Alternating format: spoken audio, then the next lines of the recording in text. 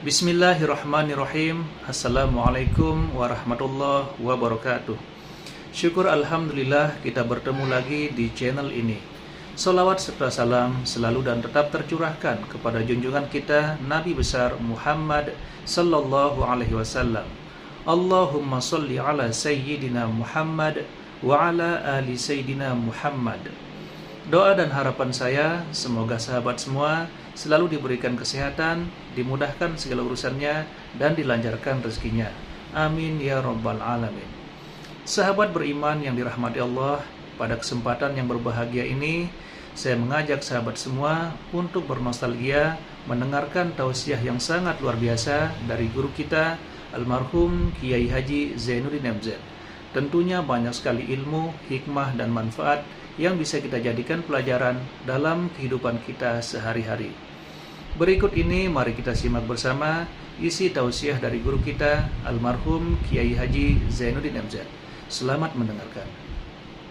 Bapak-bapak, ibu-ibu, saudara-saudara kaum muslimin rahimakumullah. Di dalam kehidupan kita sebagai seorang muslim, minimal 5 kali dalam sehari semalam kita mendengar seruan untuk mendirikan solat yang disebut azan. Ada kalimat menarik di dalam kalimat azan itu, yakni seruan hayya 'alal falah, marilah menuju kepada keberuntungan, marilah meraih kemenangan.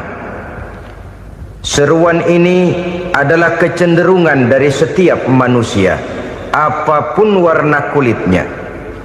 Artinya, setiap orang dalam hidup selalu ingin meraih dan mencari kemenangan. Kemenangan akan melahirkan kepuasan batin, dan kepuasan batin memberikan kebahagiaan. Sedangkan kekalahan melahirkan penderitaan batin, dan penderitaan batin menjerumuskan seseorang di dalam berbagai bentuk kerugian.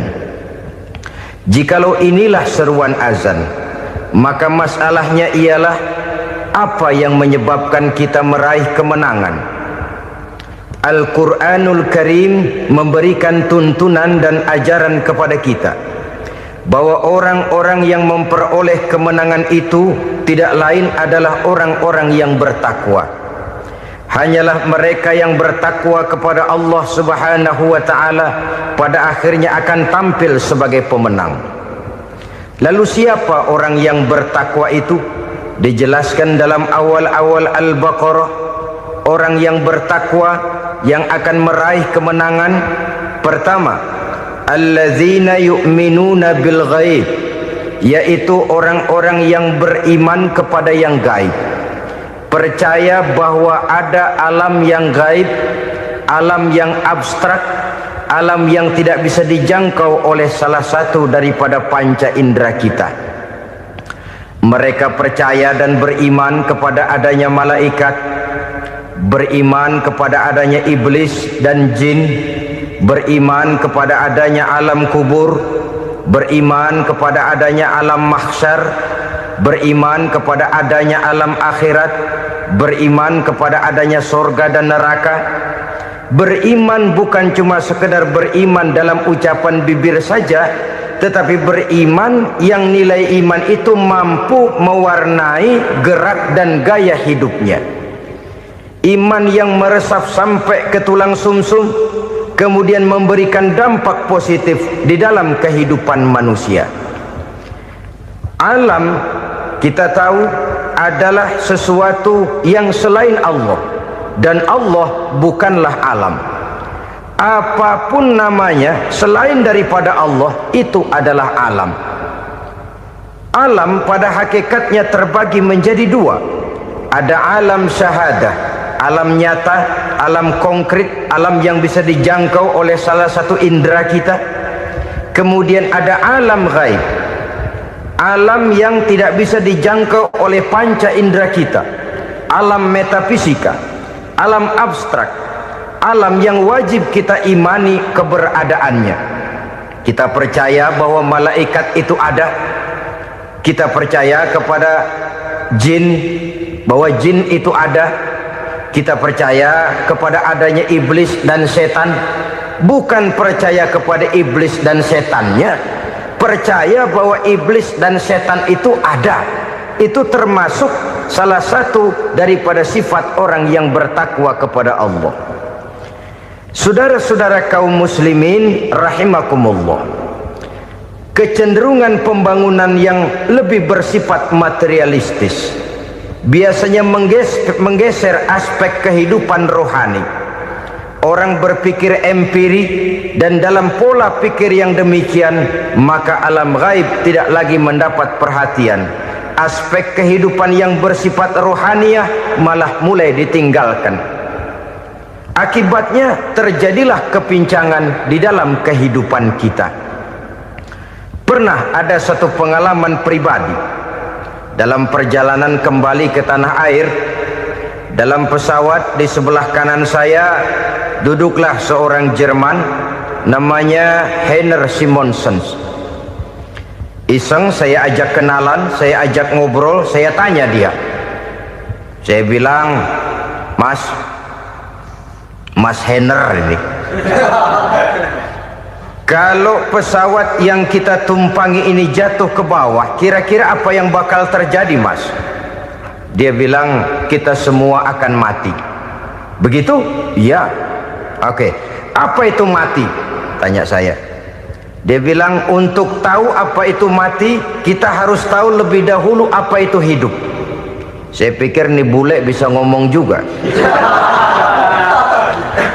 Baiklah kata saya. Apa hidup menurut Anda itu?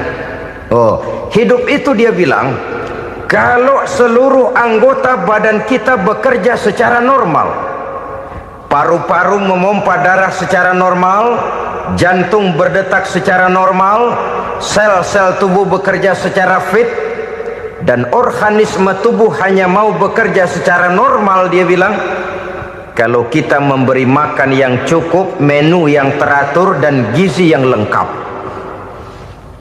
Saya bilang, kesimpulannya apa, Ner? Dia jawab, hidup adalah dari tangan ke mulut. Life is from the hand to the mouth, kata dia. Hidup adalah dari tangan ke mulut. Jadi masalah hidup tidak lebih daripada masalah isi perut. Orang pergi pagi, pulang sore, peras keringat, banting tulang, perut yang dibelain. Saya bilang, you are wrong. Sampean salah, Ner. Kamu orang Islam bukan? Bukan. Pantas.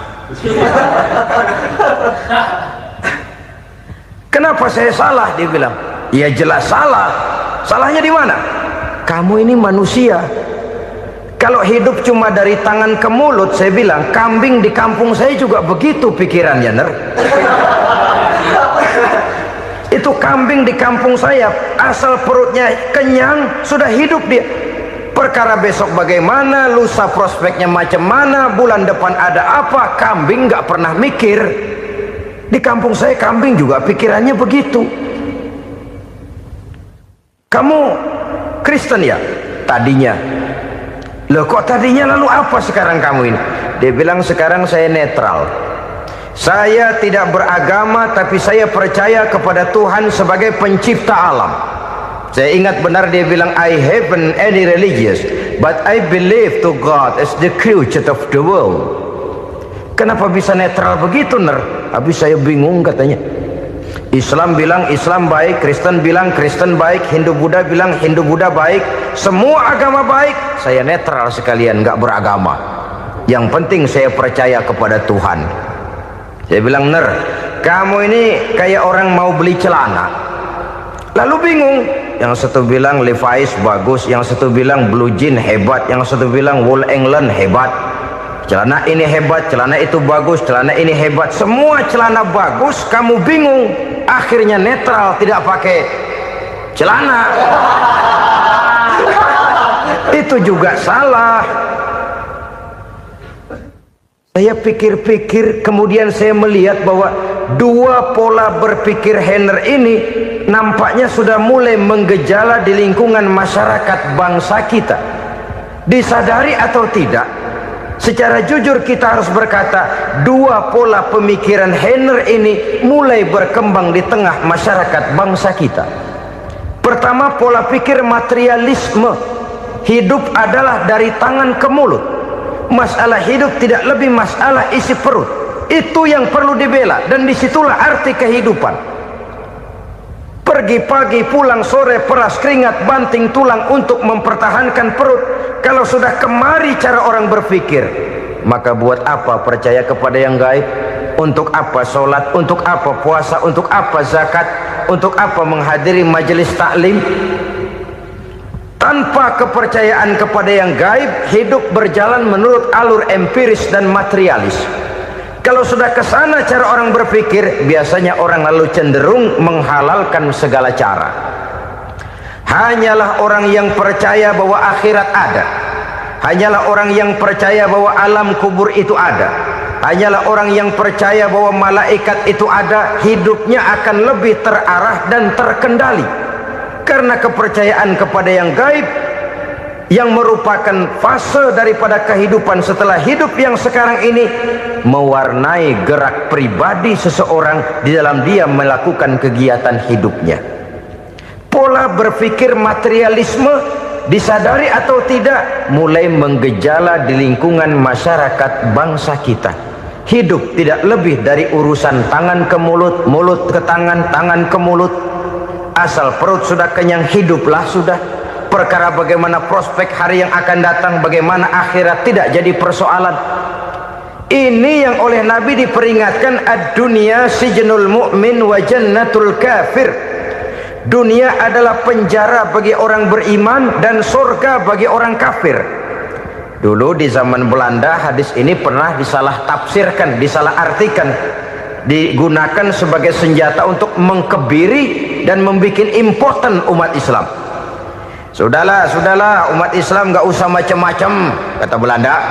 Dunia ini kan penjara buat orang Islam, surga buat orang kafir. Di penjara jangan bertingkah.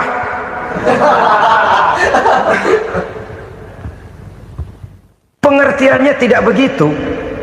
Dunia adalah penjara bagi orang mukmin. Artinya dalam kehidupan dunia seorang mukmin tidak bebas memperturutkan hawa nafsunya. Di penjara hawa nafsunya itu. Sebaliknya, surga bagi orang-orang kafir. Buat orang kafir, surgalah dunia ini. Mereka bebas memperturutkan hawa nafsunya. Dilarang tidak terlarang, dicegah pun tidak tercegah. Mereka hidup menurut alur bisikan nafsu mereka sendiri. Kemudian bila ajal datang, maut merenggut nyawa, selesailah surganya sampai di situ. Maka bagi orang-orang yang tidak percaya kepada adanya akhirat, kepada adanya alam gaib, surganya sebatas umurnya. Sekali lagi, surganya sebatas umurnya. Bila umur selesai, ajal pun datang merenggut nyawa, selesailah sudah surganya sampai di situ. Alangkah pendeknya perjalanan orang-orang yang tidak percaya kepada alam gaib ini. Bagi kita mukmin, jikalau kita mampu memenjarakan hawa nafsu, kita bisa bahagia di dunia ini. Dan Islam memang tidak menyuruh kita sengsara di dunia. Raih dunia, kejar dunia, gapai dunia sebagai alat untuk mencapai kebahagiaan di akhirat nanti. Hidup adalah satu perjalanan panjang yang terbentang sejak kita terlahir dari alam rahim sampai kepada alam akhirat nanti. Andai kata kita gagal meraih kebahagiaan di dunia, toh kita masih punya akhirat. Tapi jangan jadi dalil yang melemahkan semangat. Biarin dah kita di dunia kebelangsak, yang penting akhirat. Akhirnya dunia benar-benar kebelangsak. Bagaimana dunia ini bisa kita raih, dan bagaimana meraih dunia untuk menunjang kepentingan akhirat nanti. Yang kedua dari pikiran Heiner yang saya lihat menggejala di lingkungan masyarakat bangsa kita, timbulnya manusia-manusia netral. Seolah-olah Tuhan yes, agama no. Sama Tuhan percaya, agama ogah. Tuhan ngangguk, giliran agama godeng.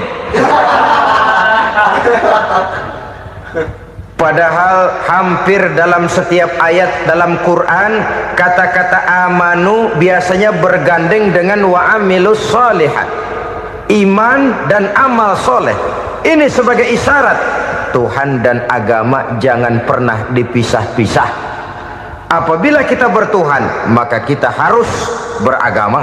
Apabila kita beragama, maka agama itu harus bersumberkan dari Tuhan yang kita imani itu. Tidak mungkin kita pisah, Tuhan yes, agama no. Sama Tuhan percaya tapi agama bikin sendiri. Sembayangnya cukup bengong 2 jam madep ngulon.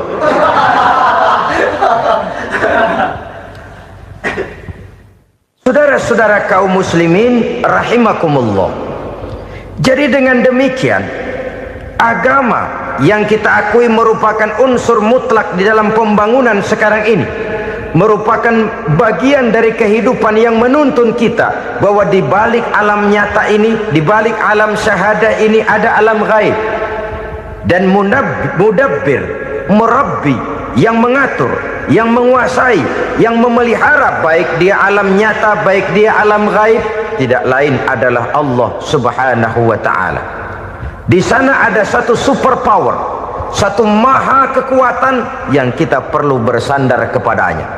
Sebagai makhluk nyata yang hidup di alam nyata, berbuatlah secara nyata sebagaimana harusnya kita berbuat. Karena Islam jelas bukan agamanya orang pemalas. Islam jelas bukan agamanya orang yang mengajarkan setelah selesai sholat boleh duduk nggelenggem ayam-ayam ndelohom, menghitung bintang di langit sambil menunggu keajaiban. Tidak. Islam adalah agama yang mengajarkan apabila sholat sudah selesai kamu kerjakan, bertebaranlah di permukaan bumi, cari karunia Tuhanmu. Jangan hidup berpangku tangan menunggu keajaiban, karena hidup bukan undian. Jangan berharap untung besar tanpa mau peras keringat. Tapi di sebalik itu toh kita juga harus yakin bahwa di sisi usaha nyata yang kita lakukan ada satu super power, satu maha kekuatan gaib yang menentukan berhasil dan tidaknya usaha kita. Kepercayaan kepada hal semacam inilah yang mendorong kita untuk mempunyai sandaran vertikal, agar jikalau usaha ini berhasil kita tidak lupa diri dan lupa daratan. Jikalau usaha ini gagal kita tidak putus asa dan buruk sangka, tidak cupik pandangan dan sempit hati, tapi mampu melihat persoalan dengan kacamata putih sambil husnuzon kepada Allah Subhanahu wa ta'ala. Kita percaya malaikat itu ada yang namanya raqib dan atid, mengawasi gerak hidup kita sampai kepada gerak hati kita. Ini memberikan sugesti agar kita berhati-hati, tidak sejengkal tanah pun kita bisa berlindung dari pengawasan raqib dan atid. Ada munkar nakir yang akan menyoal kita di alam kubur. Ada malaikat Malik, penjaga neraka. Ada malaikat Ridwan yang menjaga surga. Kita percaya kepada adanya jin, kita percaya kepada adanya setan, iblis. Percaya kepada adanya, bukan mempercayai si setan, si iblis lalu menjadikannya sebagai teman. Tidak. Percaya bahwa mereka itu ada dan merupakan makhluk Allah yang gaib, yang diciptakan Allah Azza wa Jalla. Kepercayaan kepada alam gaib memberikan motivasi terhadap gerak lahir manusia, sehingga dengan motivasi kepercayaan kepada yang gaib, gerak lahir jadi lebih terarah, jadi lebih terpelihara. Pernah seseorang bertanya, "Pak, apakah adanya akhirat bisa dibuktikan secara ilmiah?" Saya bilang tidak bisa, tidak bisa. Kenapa? Karena yang berangkat nggak pernah pulang kemari lagi. Kalau dia pulang kemari bisa kita tanya bagaimana enak di sono. Cuma secara moral saya katakan, lebih beruntung orang yang percaya kepada akhirat daripada yang tidak. Sekarang saudara percaya akhirat ada, lalu saudara baik-baik di dunia, sholat, puasa, zakat, menolong orang lain, menebarkan kebajikan. Saudara mati, andai kata akhirat tidak ada, toh dalam hidup saudara sudah berbuat baik. Paling tidak nama saudara akan dikenang sebagai orang baik. Sebaliknya, saudara percaya, kata saya, bahwa akhirat tidak ada, lalu hidup semau-maunya, tenggelam dalam maksiat dan munkarat, menentang Allah, tidak mau ruku dan sujud. Lalu saudara mati, kemudian akhirat ada, ayo mau apa? Bekal tidak punya. Jadi secara moral lebih beruntung orang yang percaya kepada adanya akhirat daripada yang tidak percaya. Dan itu alam gaib yang tidak bisa dibuktikan secara eksat. Jangankan untuk membuktikan seperti itu, dalam kehidupan sehari-hari saja yang kita rasakan tidak selalu berbentuk toh. Angin, bagaimana sih bentuknya angin? Kita tidak tahu. Merah, buktinya kalau dikerok merah. Yang merah itu kulit, yang kulit kita bukan anginnya. Sakit, rasa sakit itu ada, tapi bagaimana bentuk sakit kita nggak pernah tahu. Kalau kita makan cabai pedas, bagaimana bentuk pedas itu tidak ada, tapi rasa ada. Bentuk pedas hijau, cabainya bukan pedasnya. Tidak semua yang kita rasakan bisa kita gambarkan dalam bentuk yang konkret. Oleh karena itu, sekali lagi bahwa kepercayaan kepada alam yang gaib mampu memberikan satu sugesti yang menata kehidupan seseorang lebih lurus, lebih terarah, dan lebih terkendali. Maka wajar kalau kepercayaan kepada yang gaib mengantarkan seseorang untuk meraih kemenangan. Kenapa? Dia percaya kepada yang gaib, bahwa akhirat ada, bahwa alam kubur ada, bahwa pertanggungan jawab itu ada. Maka dia lalu tidak hidup saenae udele dewe, gitu loh. Tidak hidup menurut seleranya sendiri, terarah, teratur. Ini cirinya yang pertama. Orang bertakwa yang akan meraih kemenangan, mereka beriman, mereka percaya kepada yang gaib. Bahkan hal-hal konkret saja selalu berangkat dari yang gaib. Saudara-saudara, para remaja, para pemuda sekarang ini tidak pernah tahu toh siapa yang akan jadi teman hidup saudara. Kita bisa saja ngerancang, mentargetkan, tapi toh akhirnya yang namanya jodoh bukan kekuasaan kita. Rezeki di luar kemampuan kita. Begitu juga ajal, maut, jodoh, ajal adalah contoh-contoh konkret bahwa pada akhirnya yang gaiblah yang menentukan. Bertahun-tahun ngelancong, emang jodoh seret nggak jadi.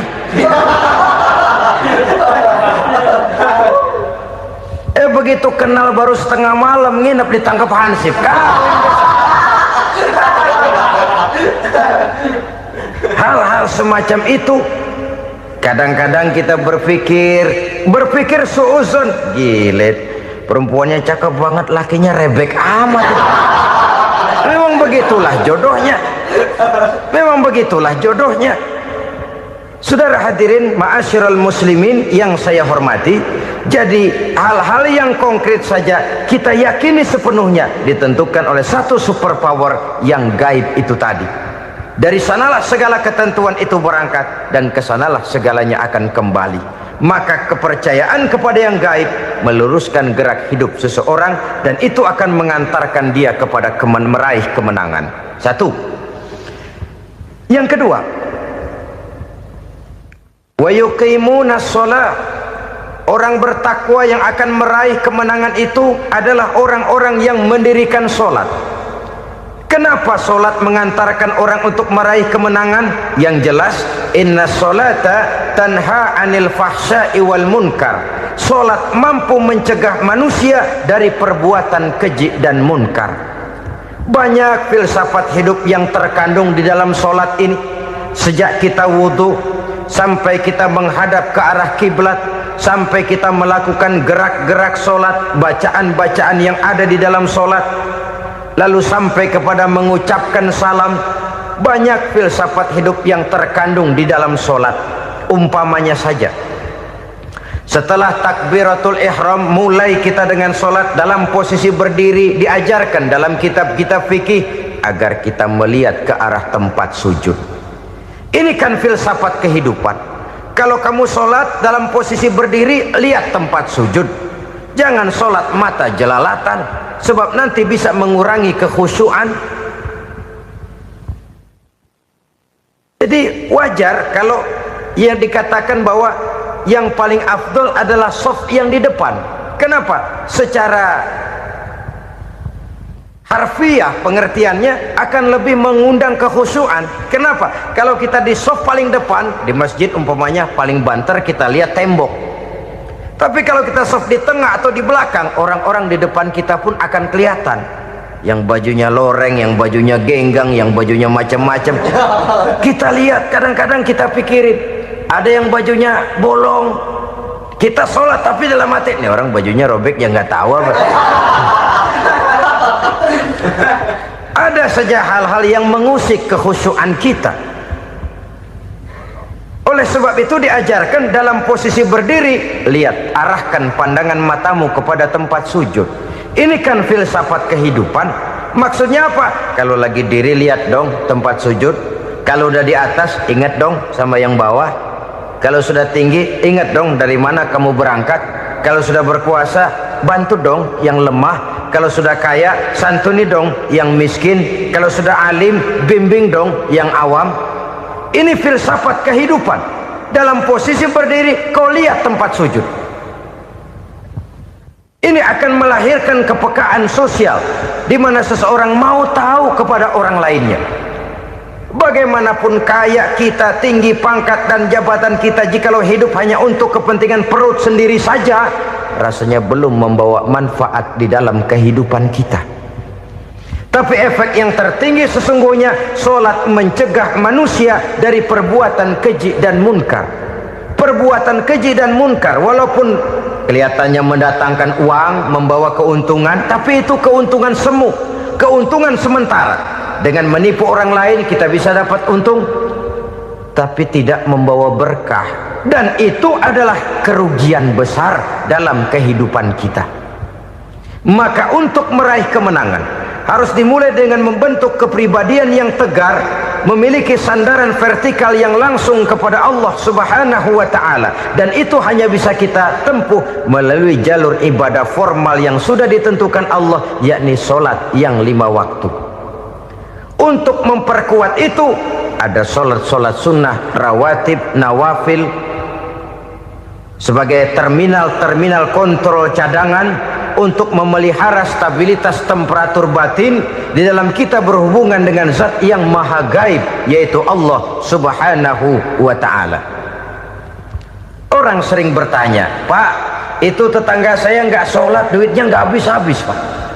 Nggak sholat tapi mobilnya tambah terus, nggak sholat tapi usahanya makin maju. Tapi di sisi lain ada orang yang rajin sholat, rezekinya butak bener, anaknya mana kurus mana korengan. Saudara hadirin ma'asyiral muslimin rahimakumullah, harus saya katakan bahwa sholat memang bukan untuk cari duit. Sholat adalah sandaran vertikal kita kepada Allah. Sedangkan soal rezeki itu berkaitan dengan sifat Allah maha pengasih dan maha penyayang. Allah maha pengasih, siapapun dikasih kalau mau usaha. Allah maha penyayang, tidak semua orang disayang oleh Allah Azza wa Jalla. Dan belum tentu banyak harta itu merupakan nikmat, mungkin juga istidraj. Artinya istidraj itu dikasih tapi diambulin, kalau bahasa Betawinya itu. Dikasih tapi diambulin, itu bukan merupakan nikmat sesungguhnya, lebih merupakan azab dari Allah Subhanahu wa ta'ala.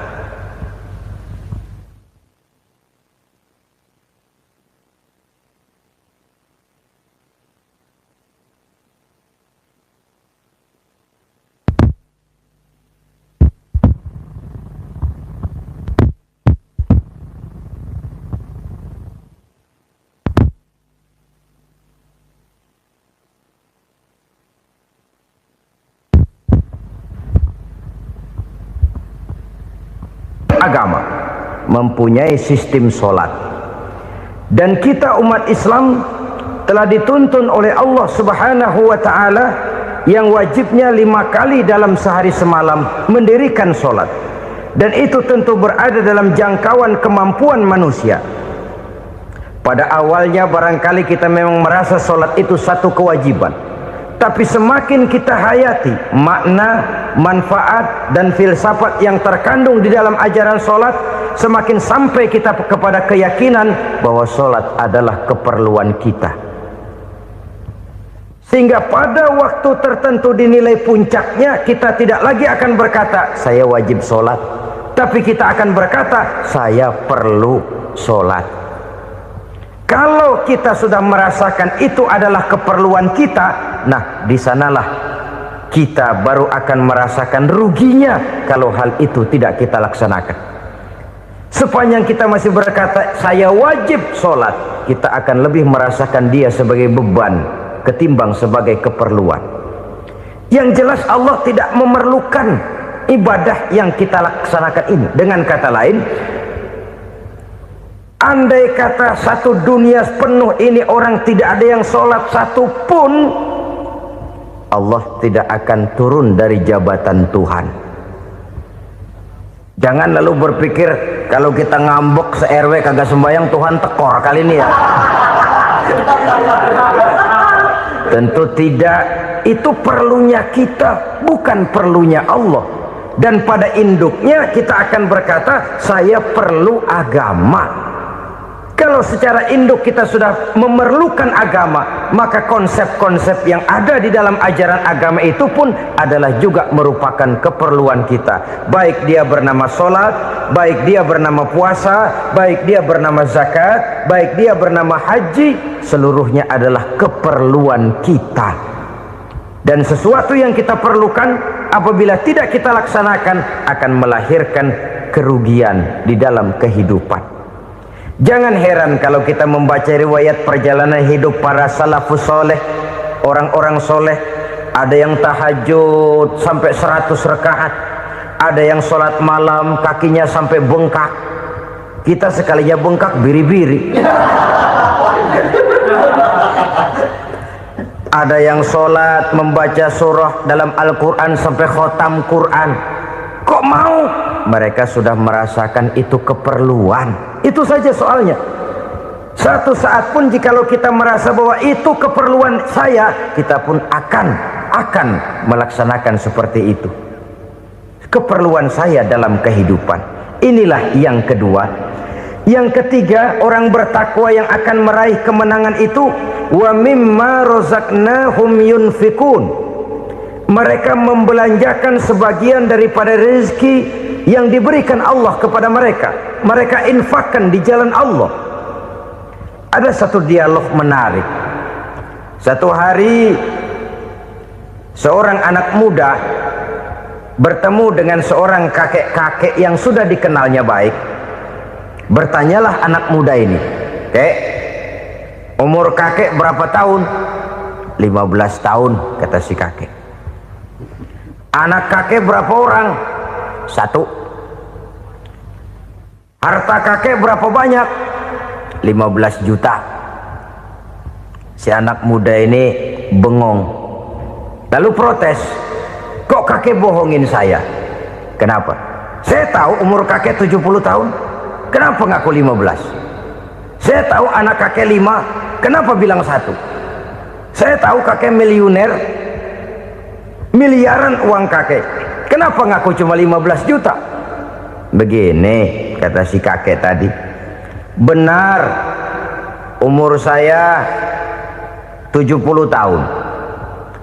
Tapi dari umur yang 70 tahun itu baru 15 tahun terakhir ini saya merasakan ibadah kepada Allah. Meninggalkan maksiat, jauh dari segala macam munkarat. Maka yang 15 tahun inilah yang benar-benar saya rasakan sebagai umur saya. Benar anak saya 5, tapi yang 4 susah diatur.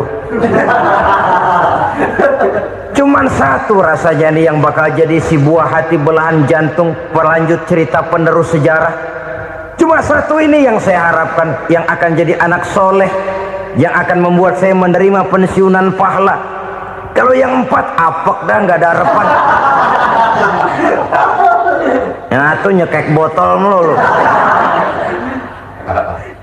Oh begitu. Iya. Lalu kenapa kakek bilang harta kakek cuma 15 juta padahal saya tahu kakek uangnya miliaran, depositonya banyak? Ya karena 15 juta itulah yang saya ingat yang pernah saya belanjakan di jalan Allah. Saya merasa itulah harta saya yang sebenarnya. Yang miliaran yang saya simpan di bank kelak kalau satu saat saya mati akan jadi rebutan di antara anak-anak saya. Iya kalau anak saya soleh kayak yang satu ini. Kalau yang 4 tadi udah tulen dia bakal berantem dah berebut tuh. Jadi 15 juta yang saya belanjakan di jalan Allah inilah yang saya merasakan benar-benar harta saya yang sesungguhnya. Dialog ini patut menjadi bahan renungan kita bersama. Diberikan kita umur 40, 50, 60, 70, 80. Berapa tahun dari umur yang diberikan itu yang jalan mulus, yang kita gunakan untuk melaksanakan ibadah? Banyak harta kita simpan di bank, di lemari, di dompet, di tas. Tapi berapa yang sudah kita depositokan di jalan Allah yang akan menemani kita di hari kita kembali nanti? Maka orang bertakwa yang akan meraih kemenangan, wa mimma razaqnahum yunfikun, mereka membelanjakan sebagian dari rezeki yang diberikan Allah di jalan Allah subhanahu wa ta'ala. Ma'asyiral muslimin rahimakumullah. Zahirnya memang kita memberikan kepada orang lain, tapi hakikatnya kita menyimpan untuk diri kita sendiri. Kita memberikan kepada yatim piatu 25.000. Zahirnya kita memberikan si yatim, hakikatnya kan kita cuma nyimpan. Saya berikan, titip kepadamu, ini untuk saya di akhirat. Kau boleh belikan baju, kau boleh belikan untukmu makan, kau boleh bayarkan sekolahmu. Ini untuk saya. Hakikatnya kita nyumbang masjid 1 juta, zahirnya kita berikan kepada panitia masjid, tapi hakikatnya kan cuma titip 1 juta ya untuk saya di alam kubur nanti. Silahkan kau boleh belikan semen, ini uang, belikan besi, belikan pasir. Saya cuma sekedar titip untuk kepentingan saya. Hakikatnya kita cuma sekedar menitip. Sebagaimanapun pada hakikatnya, apapun yang kita miliki dalam kehidupan kan cuma sekedar hak guna pakai, bukan hak milik mutlak. Harta kita, rumah kita, kendaraan kita, kebun kita, pabrik kita, hak guna pakai saja. Hak milik mutlak cuma untuk Allah subhanahu wa ta'ala. Saudara-saudara kaum muslimin rahimakumullah. Ini yang ketiga. Kemudian yang keempat, orang-orang bertakwa yang akan meraih kemenangan, allazina yu'minuna bima unzila ilaika. Mereka yang beriman, mereka yang percaya kepada apa yang telah diturunkan kepadamu Muhammad, ay Al-Quran, yakni Al-Quranul Karim. Setelah percaya kepada yang gaib, mendirikan solat, kemudian menginfakkan sebagian dari rezeki yang diberikan Allah, mereka juga lalu percaya kepada yang diturunkan terhadap Nabi, yaitu tidak lain Al-Quranul Karim. Sekali lagi di sini, percaya bukan hanya sekedar percaya saja, tetapi percaya lalu menjadikan Al-Quran itu sebagai pedoman hidup. Sebab memang Al-Quran itu adalah GBHM, garis-garis besar haluan muslim. Apa yang harus kita lakukan, apa yang harus tidak kita lakukan, bagaimana mestinya kita bertingkah laku dan berbuat, seluruhnya tercantum di dalam Al-Quranul Karim. Itu sebabnya ketika satu hari Aisyah ditanya bagaimana akhlak Rasul, beliau menjawab, kana Rasulullah sallallahu alaihi wasallam khuluquhul Quran. Akhlak daripada Rasulullah tidak lain adalah Al-Quran. Jawaban simpel ini memberikan gambaran bahwa keseluruhan daripada konsepsi Quran sudah diterjemahkan dalam kehidupan Rasulullah sallallahu alaihi wasallam. Karena kita tahu akhlak adalah keseluruhan dari gerak hidup manusia. Sejak ia berpribadi, berumah tangga, bertetangga, bermasyarakat, sampai kepada berbangsa dan bernegara, Al-Quran tetap memberikan sentuhan nilainya. Oleh karenanya, orang-orang yang bertakwa adalah orang-orang yang menjadikan Al-Quran sebagai pedoman dalam kehidupannya. Dan kita yakini Al-Quran diturunkan kepada Nabi Muhammad bukan merupakan produk Nabi Muhammad. Isi dan redaksinya langsung dari Allah Subhanahu wa ta'ala. Kemudian cirinya yang kelima, orang bertakwa yang akan meraih kemenangan itu, wa ma unzila min qablika. Tidak hanya sekedar percaya kepada yang diturunkan terhadap Nabi Muhammad, yaitu Al-Quran. Mereka juga percaya kepada apa yang pernah diturunkan kepada para nabi, kepada para rasul sebelum Nabi Muhammad.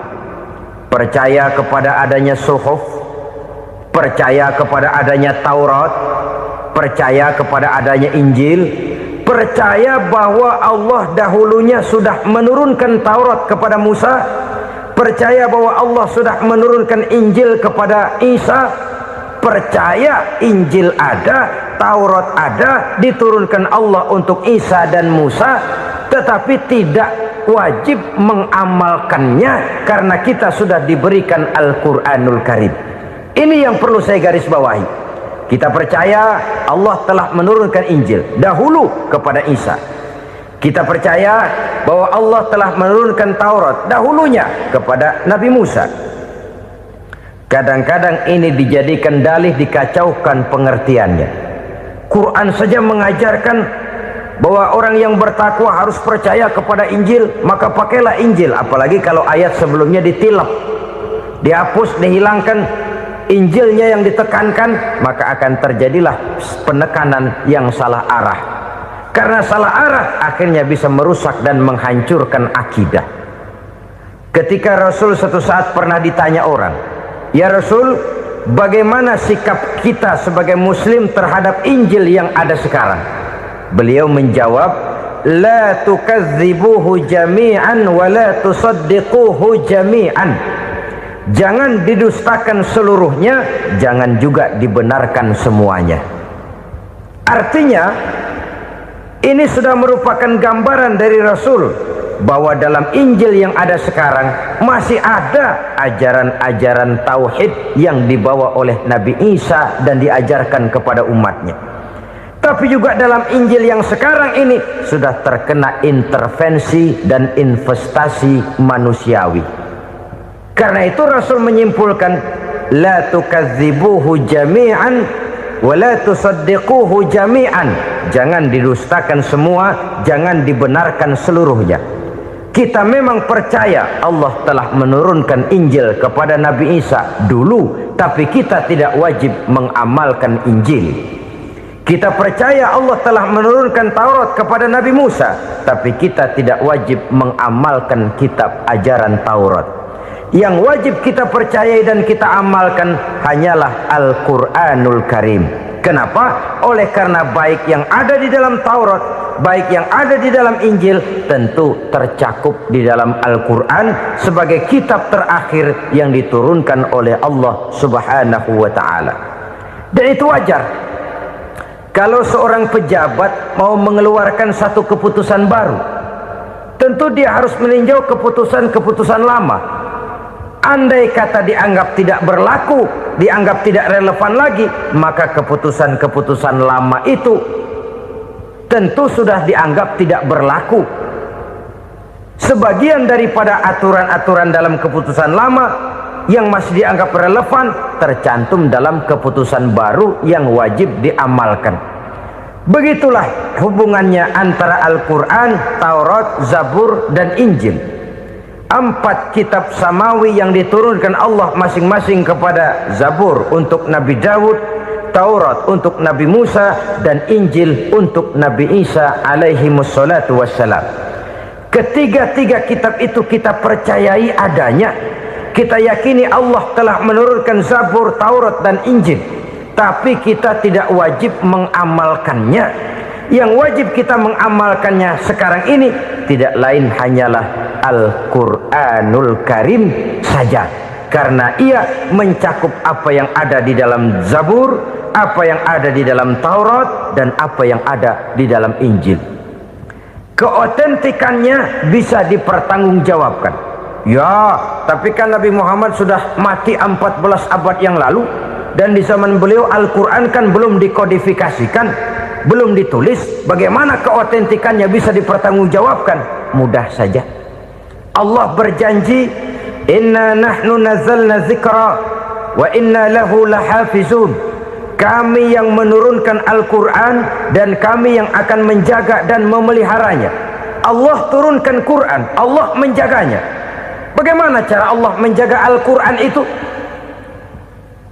Banyaknya orang-orang yang hafaz Al-Quran.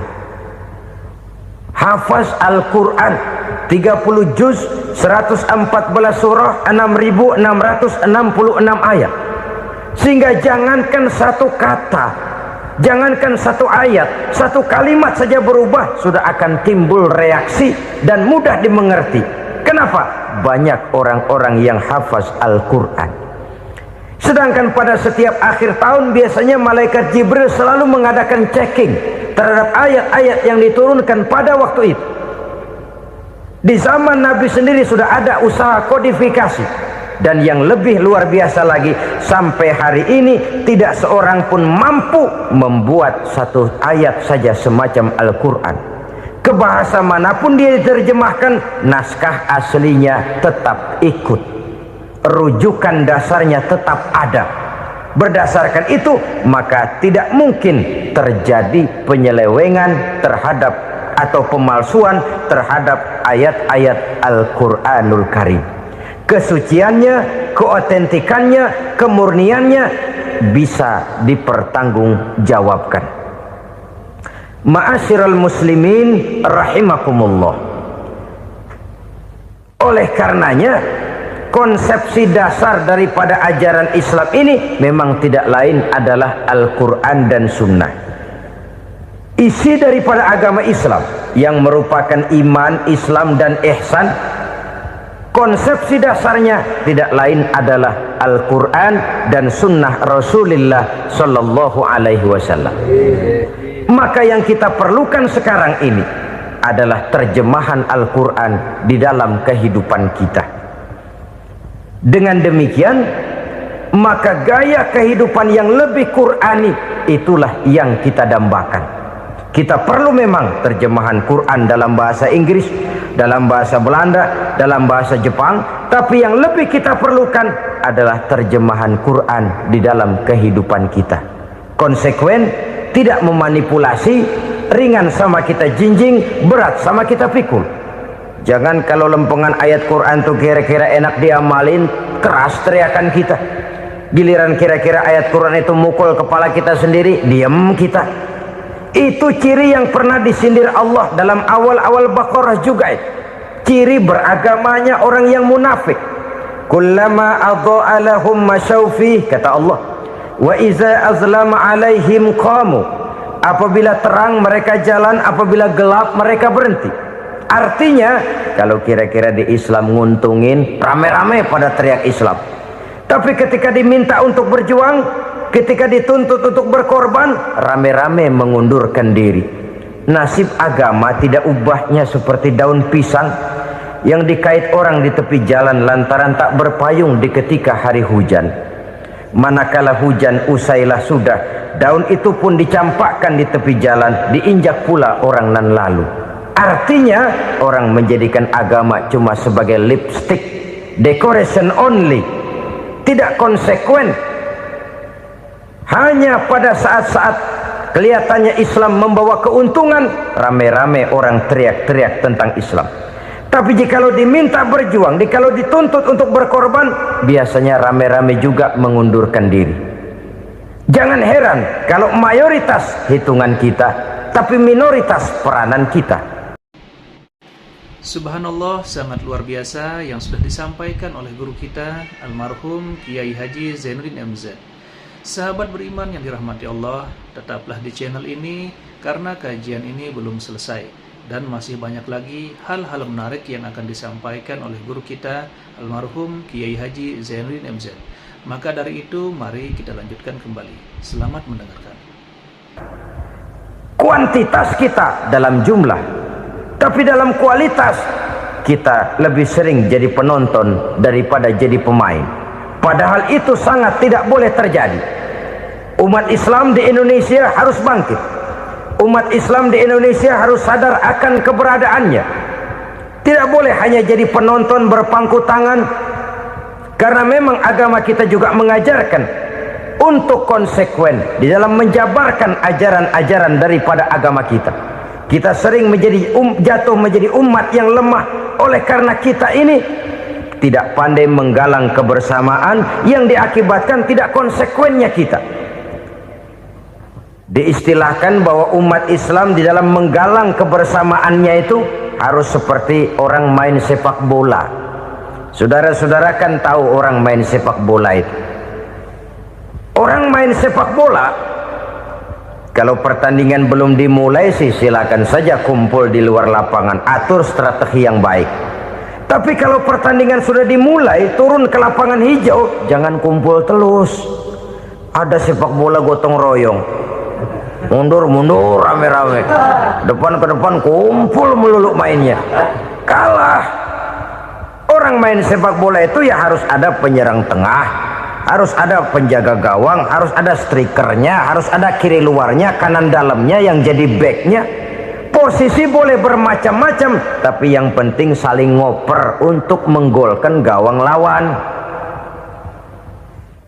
Begitulah umat Islam ini. Boleh ada yang jadi pejabat, boleh ada yang jadi pengusaha, boleh ada yang jadi petani, silakan ada yang jadi seniman, ada yang jadi penyair, ada yang jadi artis sekalipun. Tapi kalau sudah berhasil menguasai bola, jangan lupa operannya. Operan itu yang langka. Kita ini muslim kadang-kadang kalau sudah memegang menguasai bola, kalau belum mau mampus, belum mau ngoper. Nanti kalau sudah nggak punya bola, baru mau ngoper. Kalau sudah dengar-dengar mau dekat pensiun, baru mau jihad, baru mau berjuang, baru mau ngurus pesantren. Tanda tangan sudah tidak laku, memo sudah tidak dihargai, baru mau berjuang. Kemarin kemana mas? Kita tidak pandai memanfaatkan posisi. Dengan kata lain, kalau kembali kepada persoalan kita, konsekuensi kita terhadap agama yang kita anut ini belum ideal. Kita masih lebih sering berislam ini pada saat-saat yang menurut perhitungan kita membawa keuntungan. Tapi kalau diminta berjuang, dituntut berkorban, yang itu pun hakikatnya adalah untuk kepentingan kita juga.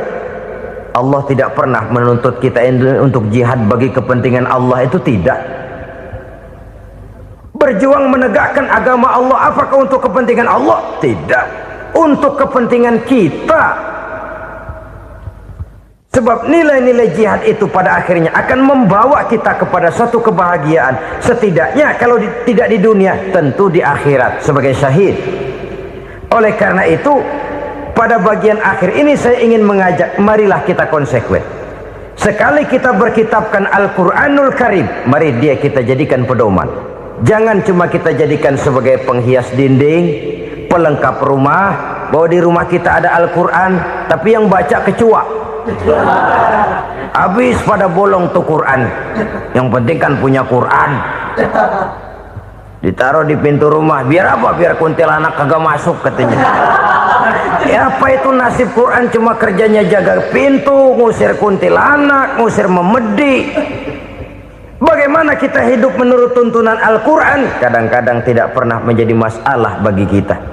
Maka bagaimanakah Al-Quran akan mungkin membawa keberkahan dalam hidup kalau ajarannya kita injak-injak dalam keseharian kita? Mewujudkan gaya hidup yang lebih Qurani, itulah yang akan kita rintis di dalam kehidupan kita, bertahap, step by step, menurut kemampuan yang ada pada kita. Jika jalan ini tidak bisa kita selesaikan, percayalah akan ada generasi penerus yang akan melanjutkan usaha dan cita-cita mulia itu. Jadi percaya kepada Taurat, percaya kepada Injil, sekedar percaya Allah dahulunya sudah menurunkan itu, tapi kita tidak wajib mengamalkannya. Kenapa? Generasi Injil masa berlakunya sudah kedaluarsa. Taurat masa berlakunya sudah kedaluarsa. Injil pernah berlaku untuk orang Nasrani di zaman Nabi Isa. Taurat pernah berlaku untuk orang Yahudi di zaman Nabi Musa. Setelah generasinya berlalu, datang Rasul penutup yang membawa Al-Quranul Karim, maka Al-Quran itulah yang berlaku menjadi pedoman sampai hari akhir nanti. Jangan jauh dari Al-Quran, karena apabila ini kita lakukan, maka kita akan kembali kepada satu gaya hidup yang jauh dari tuntunan agama, dan itu artinya kita akan semakin jauh untuk meraih kemenangan. Saudara-saudara kaum muslimin rahimakumullah. Yang keenam, yang terakhir, orang-orang bertakwa yang akan meraih kemenangan itu wabil akhirati hum yuqinun. Mereka percaya, mereka yakin seyakin-yakinnya akan adanya hari akhir, di mana seseorang akan mempertanggungjawabkan seluruh perbuatannya di dalam hidup ini, dan tidak ada satu perbuatan yang bagaimana kecilnya sekalipun yang tersembunyi dalam pandangan manusia yang tidak akan dibukakan persoalannya di mahkamah Qadi Rabbul Jalil di akhirat nanti. Itulah sebabnya maka percaya kepada akhirat disebut secara khusus. Padahal di awal tadi sudah dijelaskan yu'minuna bil ghaib, percaya kepada alam gaib, dan alam gaib ini termasuk akhirat. Kenapa pada bagian akhir disebut lagi akhirat? Karena ternyata bahwa kepercayaan kepada adanya akhirat merupakan induk dari kepercayaan terhadap adanya malaikat, setan, jin, dan lain sebagainya, dan akan lebih memberikan sugesti dalam kehidupan manusia untuk meluruskan gerak hidupnya. Jikalau satu saat tergerak hati akan berbuat kejahatan, ingin mencuri, sadarlah, awas ada akhirat. Sebab kalau kita cuma teriak awas ada polisi, itu cuma tertunda sementara, begitu polisi meleng embat. Kalau kita ingin berbuat jahat cuma berteriak awas ada hansip, cuma sementara ketika hansip itu ada. Tapi kalau ceritanya awas ada akhirat, mau menyeleweng awas ada akhirat, mau berjudi awas ada akhirat, mau mencuri awas ada akhirat. Keyakinan yang akan meluruskan gerak hidup manusia sehingga gerak itu jadi lebih terarah dan terkontrol, tidak merugikan baik diri sendiri, lebih-lebih orang lain. Ternyata bahwa kepercayaan kepadanya adanya hari akhirat sanggup menjadi sumber daya kontrol dari kehidupan manusia, sehingga ia tidak terjebak dalam perbuatan maksiat dan munkarat. Saudara-saudara kaum muslimin, inilah saja yang kita bicarakan pada pertemuan kali ini. Semoga Allah subhanahu wa ta'ala memberikan kekuatan zahir dan batin kepada kita untuk dapat meraih kemenangan dengan beriman kepada yang gaib, mendirikan solat, membelanjakan sebagian dari rezeki yang diberikan Allah, percaya kepada Al-Quran, beriman kepada kitab-kitab yang diturunkan sebelum Al-Quran, lalu meyakini adanya hari akhirat. Terima kasih atas segala perhatian, mohon maaf atas segala kekurangan. Usikum wa nafsi bitaqwallah. Wassalamualaikum warahmatullahi wabarakatuh. Alhamdulillahirrabbilalamin. Itulah tadi kajian yang sangat luar biasa yang sudah disampaikan oleh guru kita almarhum Kiai Haji Zainuddin MZ. Tentunya banyak sekali ilmu, hikmah, dan manfaat yang bisa kita petik dan kita jadikan pelajaran dalam kehidupan kita sehari-hari. Sahabat beriman yang dimuliakan Allah, mari kita doakan guru kita, semoga beliau diampuni segala dosa-dosanya dan dilapangkan kuburnya. Amin, amin, ya rabbal alamin. Dan buat sahabat semua yang sudah setia menonton kajian ini sampai selesai, saya ucapkan terima kasih banyak. Semoga Allah Subhanahu wa Ta'ala senantiasa selalu melimpahkan rahmat dan karunia-Nya kepada sahabat semua. Selalu diberikan kesehatan, dimudahkan segala urusannya, dan dilancarkan rezekinya. Amin, amin, ya Rabbal Alamin.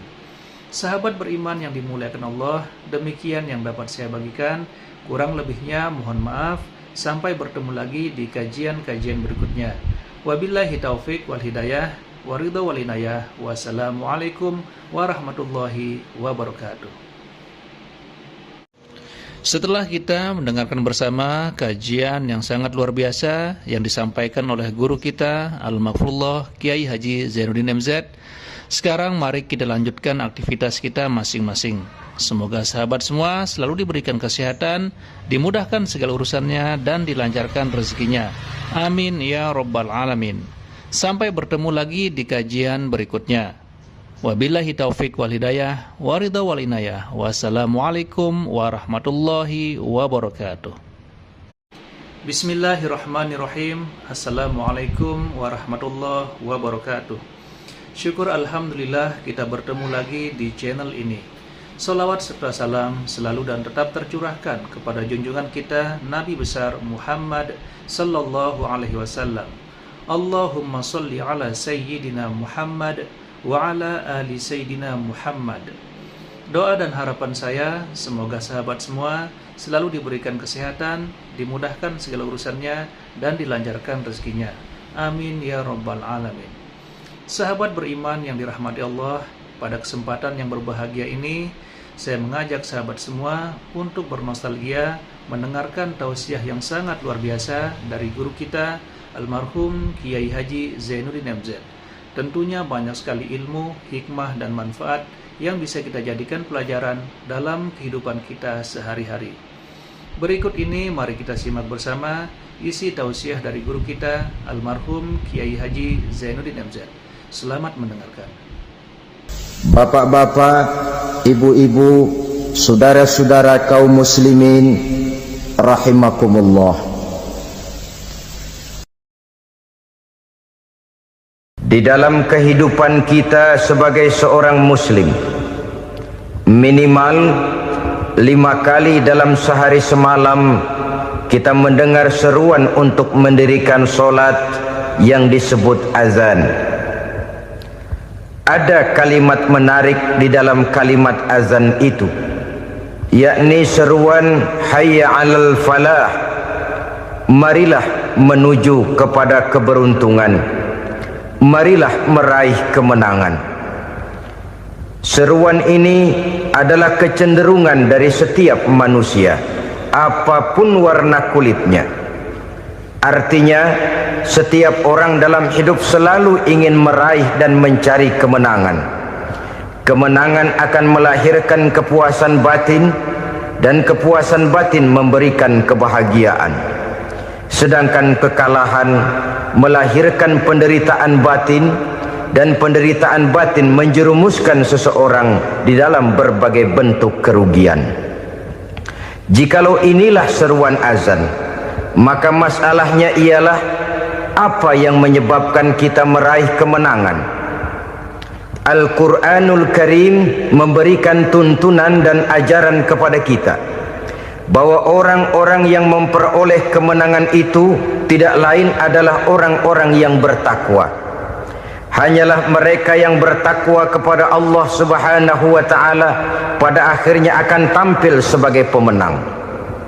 Lalu siapa orang yang bertakwa itu?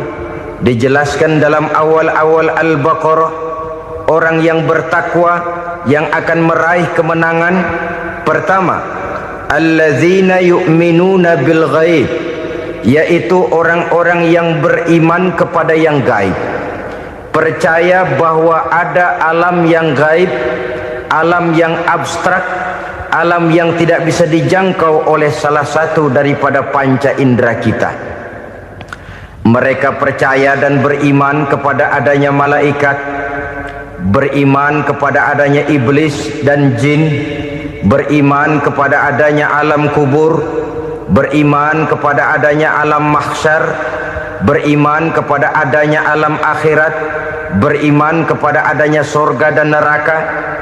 Beriman bukan cuma sekedar beriman dalam ucapan bibir saja, tetapi beriman yang nilai iman itu mampu mewarnai gerak dan gaya hidupnya. Iman yang meresap sampai ke tulang sumsum, kemudian memberikan dampak positif di dalam kehidupan manusia.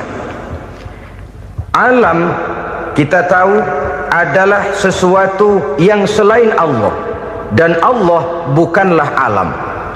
Apapun namanya selain daripada Allah, itu adalah alam. Alam pada hakikatnya terbagi menjadi dua. Ada alam syahadah, alam nyata, alam konkret, alam yang bisa dijangkau oleh salah satu indera kita.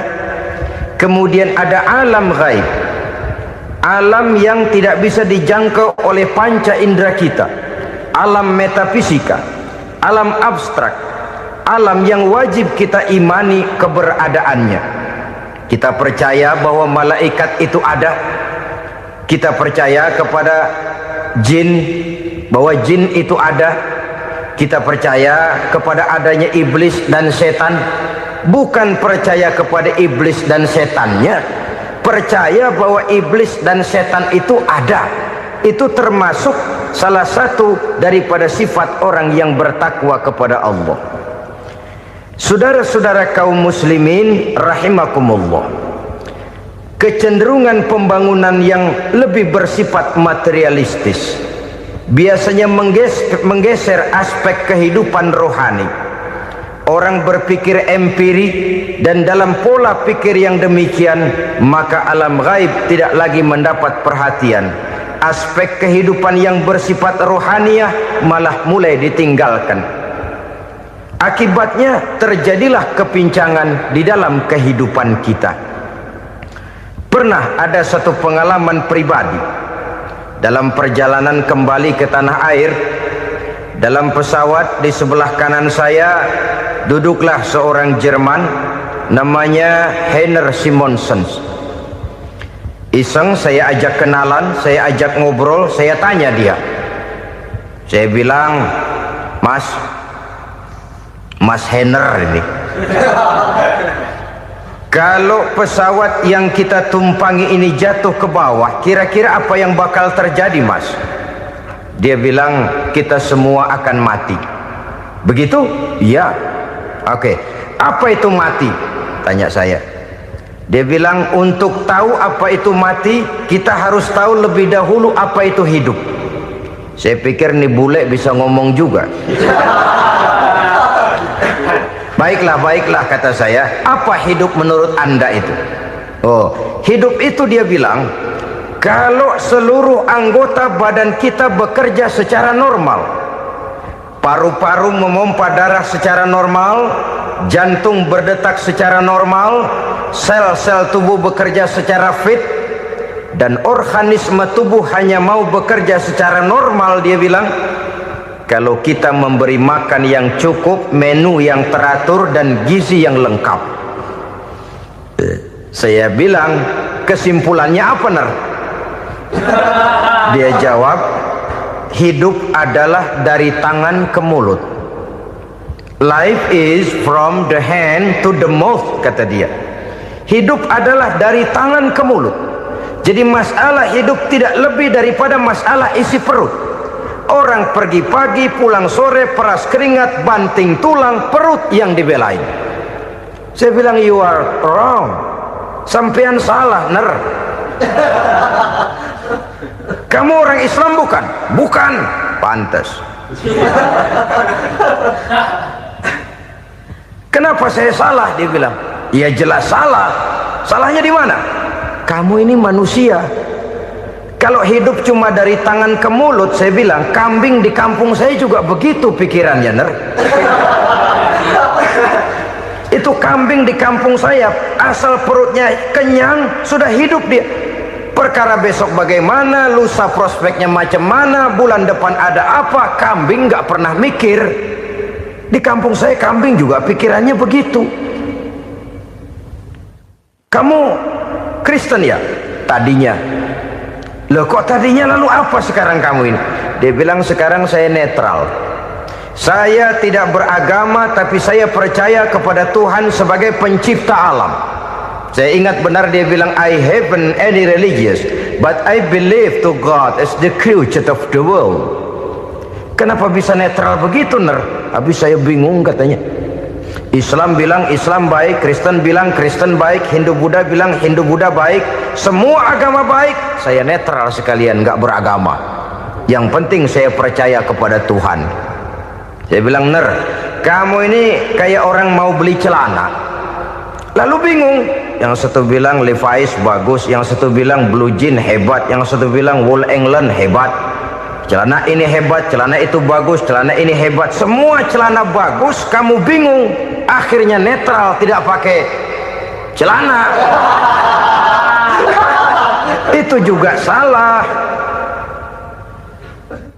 Saya pikir-pikir, kemudian saya melihat bahwa dua pola berpikir Henner ini nampaknya sudah mulai menggejala di lingkungan masyarakat bangsa kita. Disadari atau tidak, secara jujur kita harus berkata, dua pola pemikiran Henner ini mulai berkembang di tengah masyarakat bangsa kita. Pertama, pola pikir materialisme. Hidup adalah dari tangan ke mulut. Masalah hidup tidak lebih masalah isi perut. Itu yang perlu dibela, dan disitulah arti kehidupan.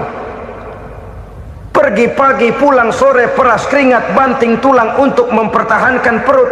Kalau sudah kemari cara orang berpikir, maka buat apa percaya kepada yang gaib? Untuk apa sholat? Untuk apa puasa? Untuk apa zakat? Untuk apa menghadiri majelis taklim?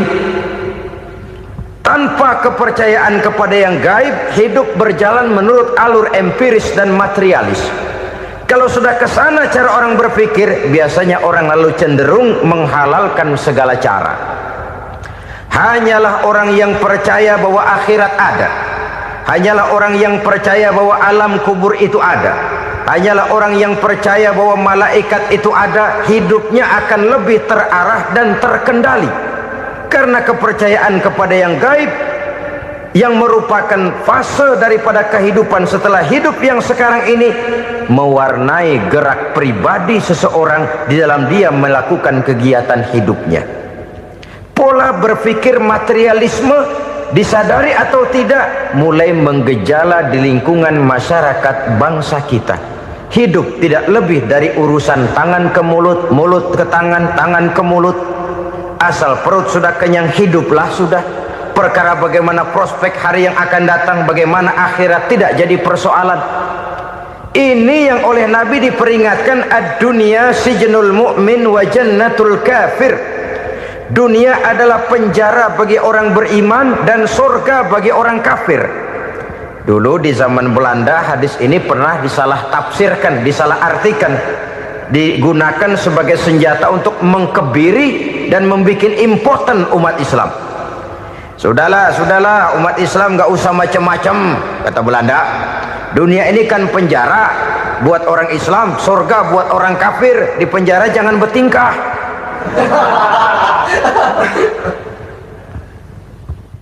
Pengertiannya tidak begitu.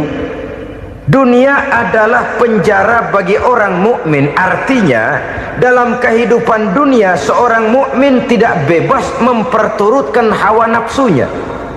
Dipenjara hawa nafsunya. Sebaliknya surga bagi orang-orang kafir. Buat orang kafir, surgalah dunia ini. Mereka bebas memperturutkan hawa nafsunya.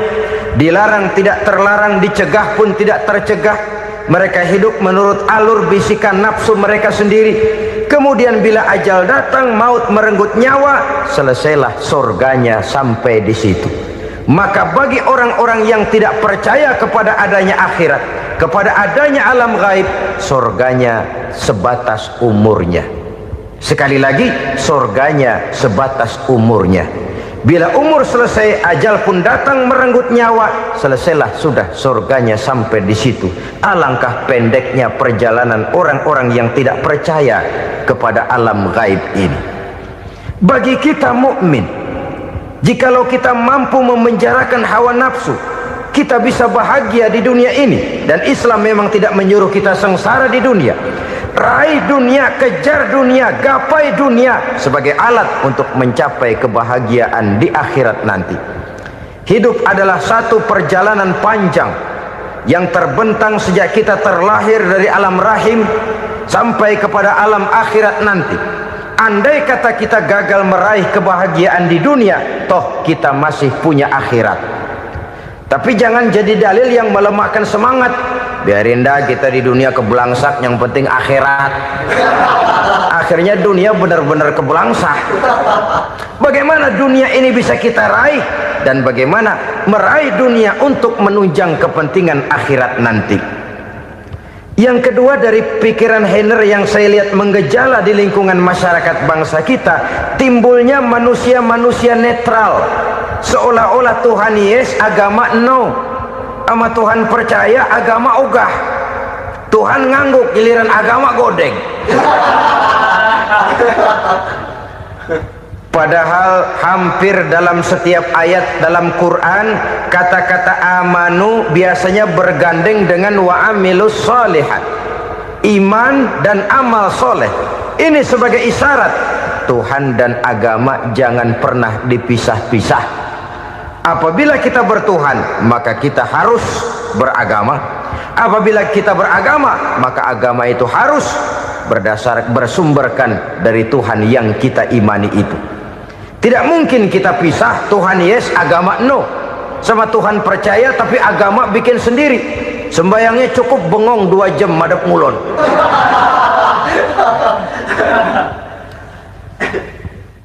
Saudara-saudara kaum muslimin rahimakumullah.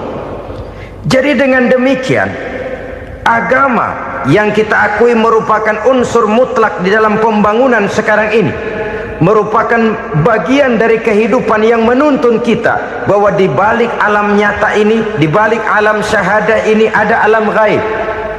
Dan mudabbir, murabbi, yang mengatur, yang menguasai, yang memelihara baik dia alam nyata, baik dia alam gaib, tidak lain adalah Allah Subhanahu wa ta'ala.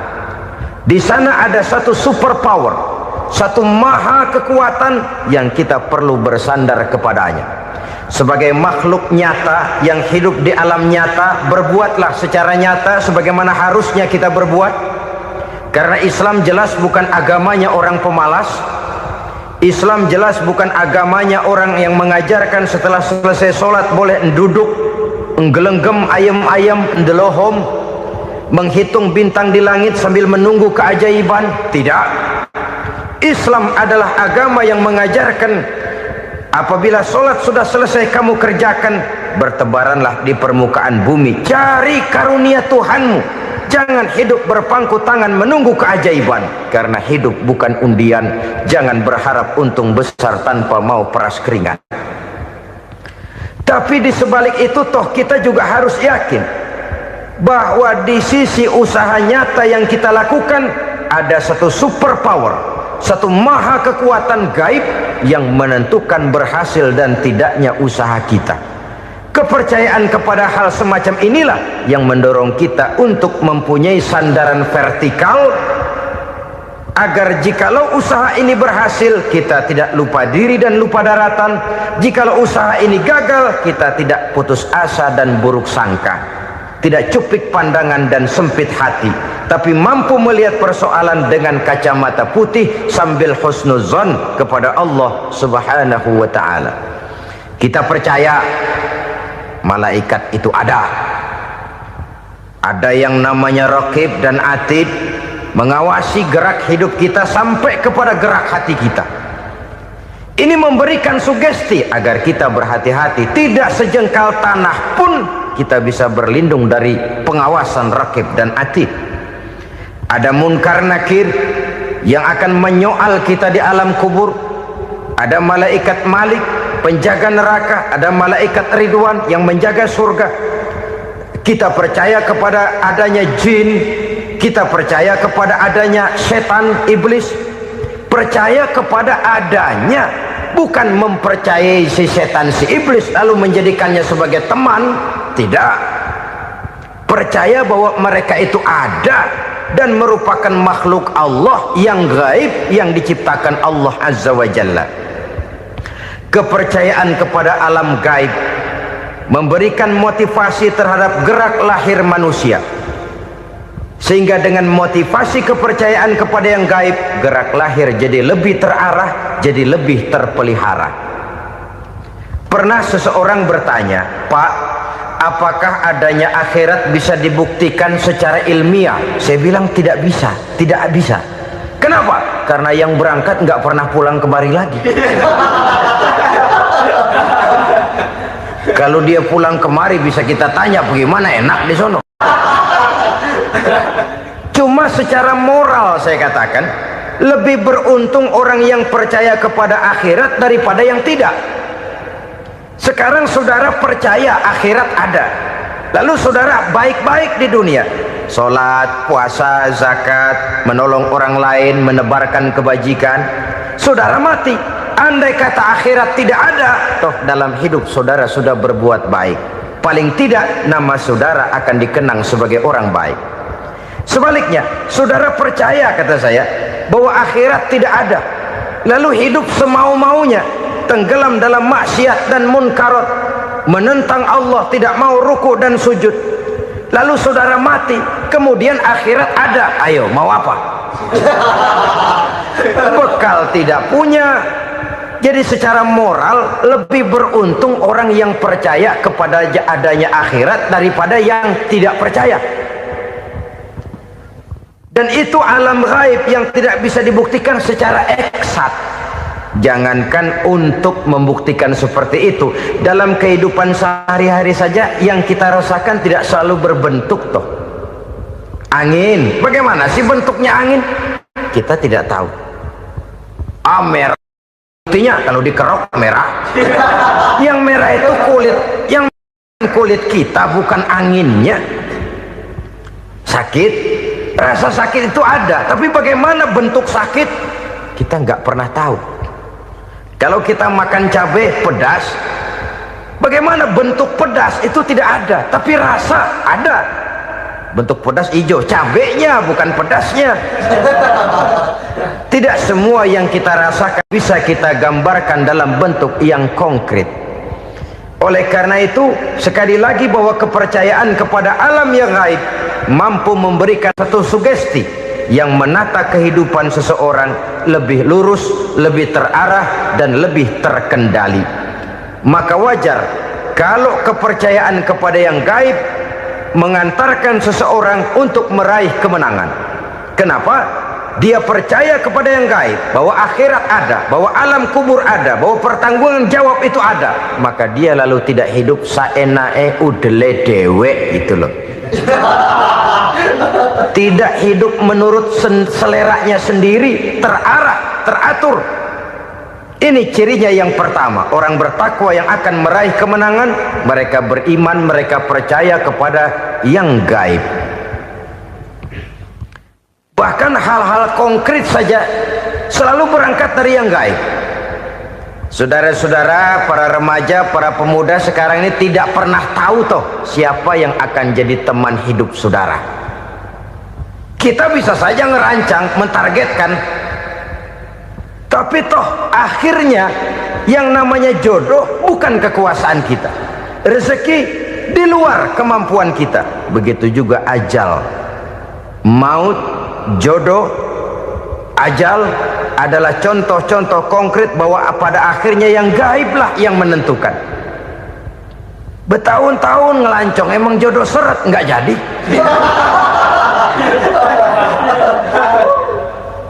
Begitu kenal baru setengah malam nginep ditangkap hansip kan. Hal-hal semacam itu kadang-kadang kita berpikir suuzon, gile, perempuannya cakep banget, lakinya rebek amat. Memang begitulah jodohnya, memang begitulah jodohnya. Saudara hadirin ma'asyiral muslimin yang saya hormati, jadi hal-hal yang konkret saja kita yakini sepenuhnya ditentukan oleh satu superpower yang gaib itu tadi. Dari sanalah segala ketentuan itu berangkat, dan kesanalah segalanya akan kembali. maka kepercayaan kepada yang gaib meluruskan gerak hidup seseorang, dan itu akan mengantarkan dia kepada meraih kemenangan. Satu. Yang kedua, wa yuqimunas shalah. Orang bertakwa yang akan meraih kemenangan itu adalah orang-orang yang mendirikan sholat. Kenapa sholat mengantarkan orang untuk meraih kemenangan? Yang jelas, inna sholata tanha anil fahsya'i wal munkar. Sholat mampu mencegah manusia dari perbuatan keji dan munkar. Banyak filsafat hidup yang terkandung di dalam sholat ini. Sejak kita wudhu sampai kita menghadap ke arah kiblat, sampai kita melakukan gerak-gerak sholat, bacaan-bacaan yang ada di dalam sholat, lalu sampai kepada mengucapkan salam. Banyak filsafat hidup yang terkandung di dalam sholat.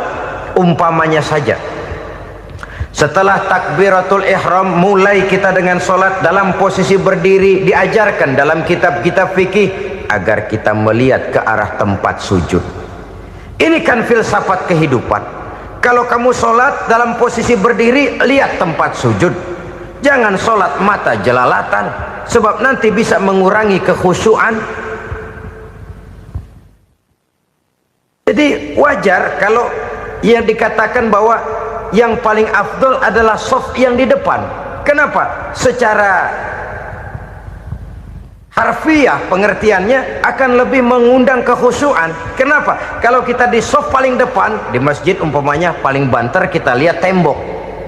Tapi kalau kita shaf di tengah atau di belakang, orang-orang di depan kita pun akan kelihatan. Yang bajunya loreng, yang bajunya genggang, yang bajunya macam-macam. Kita lihat, kadang-kadang kita pikirin, ada yang bajunya bolong. Kita sholat tapi dalam hati, nih orang bajunya robek, yang nggak tahu apa. Ada saja hal-hal yang mengusik kekhusyuan kita. Oleh sebab itu diajarkan dalam posisi berdiri, lihat, arahkan pandangan matamu kepada tempat sujud. Ini kan filsafat kehidupan. Maksudnya apa? Kalau lagi diri, lihat dong tempat sujud. Kalau udah di atas, ingat dong sama yang bawah. Kalau sudah tinggi, ingat dong dari mana kamu berangkat. Kalau sudah berkuasa, bantu dong yang lemah. Kalau sudah kaya, santuni dong yang miskin. Kalau sudah alim, bimbing dong yang awam.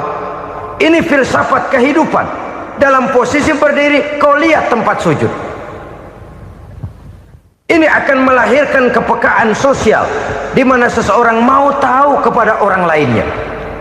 Bagaimanapun kaya kita, tinggi pangkat dan jabatan kita, jikalau hidup hanya untuk kepentingan perut sendiri saja, rasanya belum membawa manfaat di dalam kehidupan kita. Tapi efek yang tertinggi sesungguhnya, sholat mencegah manusia dari perbuatan keji dan munkar. Perbuatan keji dan munkar, walaupun kelihatannya mendatangkan uang, membawa keuntungan, tapi itu keuntungan semu, keuntungan sementara. Dengan menipu orang lain kita bisa dapat untung, tapi tidak membawa berkah, dan itu adalah kerugian besar dalam kehidupan kita. Maka untuk meraih kemenangan harus dimulai dengan membentuk kepribadian yang tegar, memiliki sandaran vertikal yang langsung kepada Allah Subhanahu wa ta'ala, dan itu hanya bisa kita tempuh melalui jalur ibadah formal yang sudah ditentukan Allah, yakni sholat yang 5 waktu. Untuk memperkuat itu ada sholat-sholat sunnah, rawatib, nawafil sebagai terminal kontrol cadangan untuk memelihara stabilitas temperatur batin di dalam kita berhubungan dengan zat yang maha gaib, yaitu Allah Subhanahu wa ta'ala. Orang sering bertanya, Pak, itu tetangga saya nggak sholat, duitnya nggak habis-habis, Pak. Nggak sholat tapi mobilnya tambah terus, nggak sholat tapi usahanya makin maju. Tapi di sisi lain ada orang yang rajin sholat, rezekinya butak bener. Anaknya mana kurus, mana korengan. Saudara hadirin ma'asyiral muslimin rahimakumullah, harus saya katakan bahwa sholat memang bukan untuk cari duit. Sholat adalah sandaran vertikal kita kepada Allah. Sedangkan soal rezeki itu berkaitan dengan sifat Allah Maha Pengasih dan Maha Penyayang. Allah Maha Pengasih, siapapun dikasih kalau mau usaha. Allah Maha Penyayang, tidak semua orang disayang oleh Allah Azza wa Jalla. Dan belum tentu banyak harta itu merupakan nikmat, mungkin juga istidraj. Artinya istidraj itu dikasih tapi diambulin, kalau bahasa Betawinya itu. Dikasih tapi diambulin, itu bukan merupakan nikmat sesungguhnya, lebih merupakan azab dari Allah Subhanahu wa ta'ala.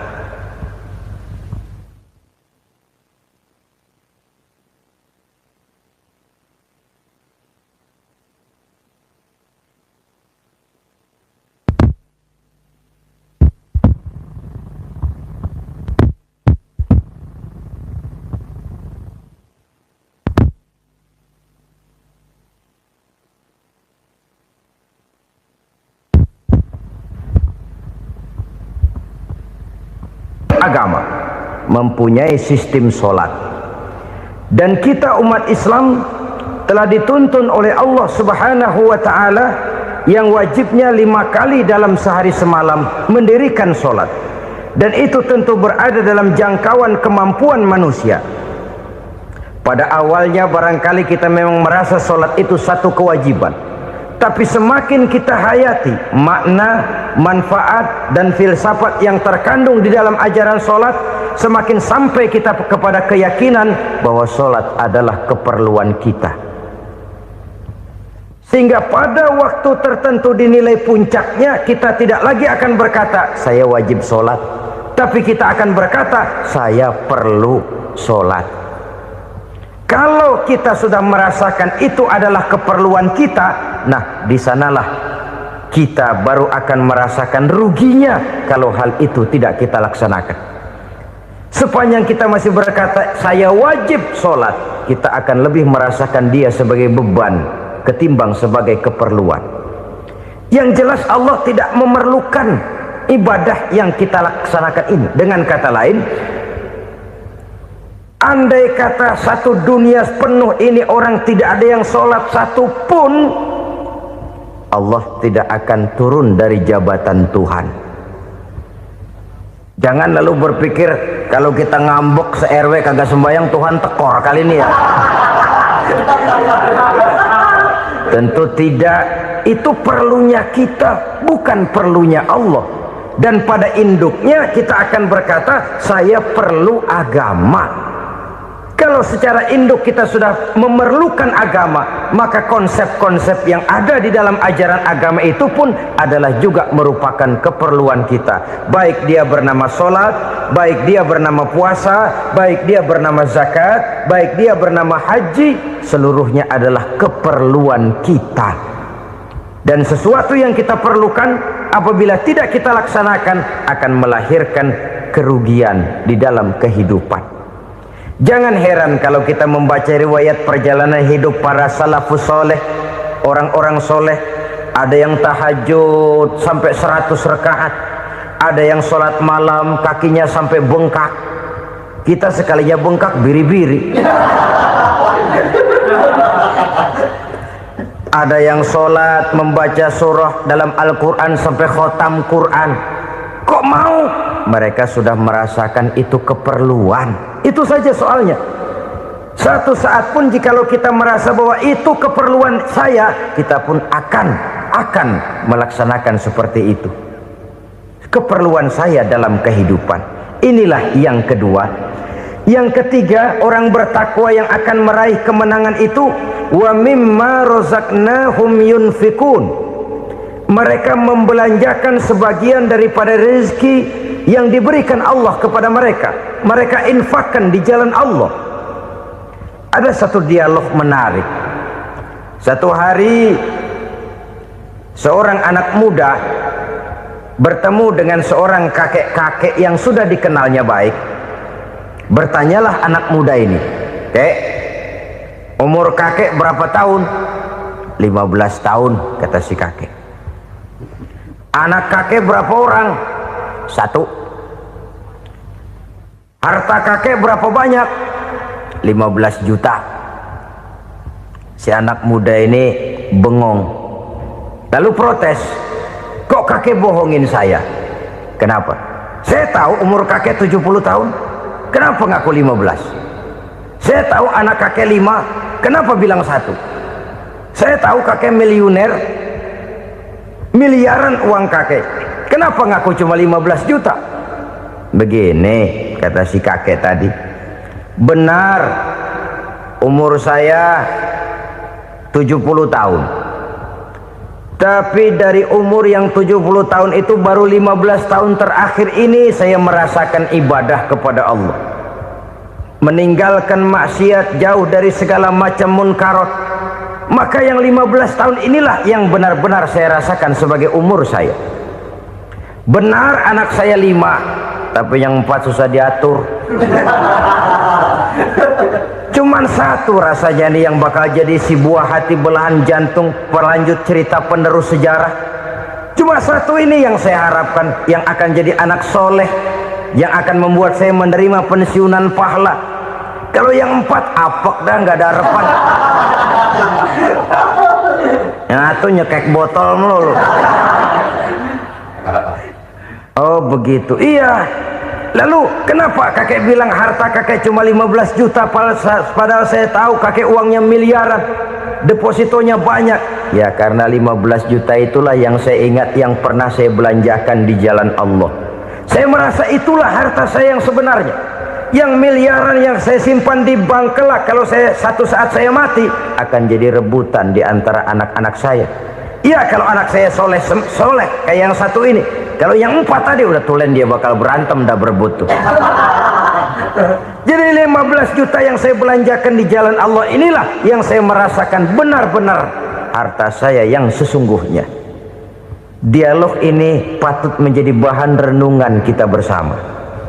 Diberikan kita umur 40, 50, 60, 70, 80. Berapa tahun dari umur yang diberikan itu yang jalan mulus, yang kita gunakan untuk melaksanakan ibadah? Banyak harta kita simpan di bank, di lemari, di dompet, di tas. Tapi berapa yang sudah kita depositokan di jalan Allah yang akan menemani kita di hari kita kembali nanti? Maka orang bertakwa yang akan meraih kemenangan, wa mimma razaqnahum yunfikun, mereka membelanjakan sebagian dari rezeki yang diberikan Allah di jalan Allah subhanahu wa ta'ala. Ma'asyiral muslimin rahimakumullah, zahirnya memang kita memberikan kepada orang lain, tapi hakikatnya kita menyimpan untuk diri kita sendiri. Kita memberikan kepada yatim piatu 25.000, zahirnya kita memberikan si yatim, hakikatnya kan kita cuma nyimpan. Saya berikan, titip kepadamu, ini untuk saya di akhirat. Kau boleh belikan baju, kau boleh belikan untukmu makan, kau boleh bayarkan sekolahmu. Ini untuk saya. Hakikatnya kita nyumbang masjid 1 juta, zahirnya kita berikan kepada panitia masjid, tapi hakikatnya kan cuma titip 1 juta ya untuk saya di alam kubur nanti. Silakan kau boleh belikan semen, ini uang, belikan besi, belikan pasir. Saya cuma sekedar titip untuk kepentingan saya. Hakikatnya kita cuma sekedar menitip. Sebagaimanapun pada hakikatnya, apapun yang kita miliki dalam kehidupan kan cuma sekedar hak guna pakai, bukan hak milik mutlak. Harta kita, rumah kita, kendaraan kita, kebun kita, pabrik kita, hak guna pakai saja. Hak milik mutlak cuma untuk Allah subhanahu wa ta'ala. Saudara-saudara kaum muslimin rahimakumullah, ini yang ketiga. Kemudian yang keempat, orang-orang bertakwa yang akan meraih kemenangan, allazina yu'minuna bima unzila ilaika, mereka yang beriman, mereka yang percaya kepada apa yang telah diturunkan kepadamu Muhammad, ay Al-Quran, yakni Al-Quranul Karim.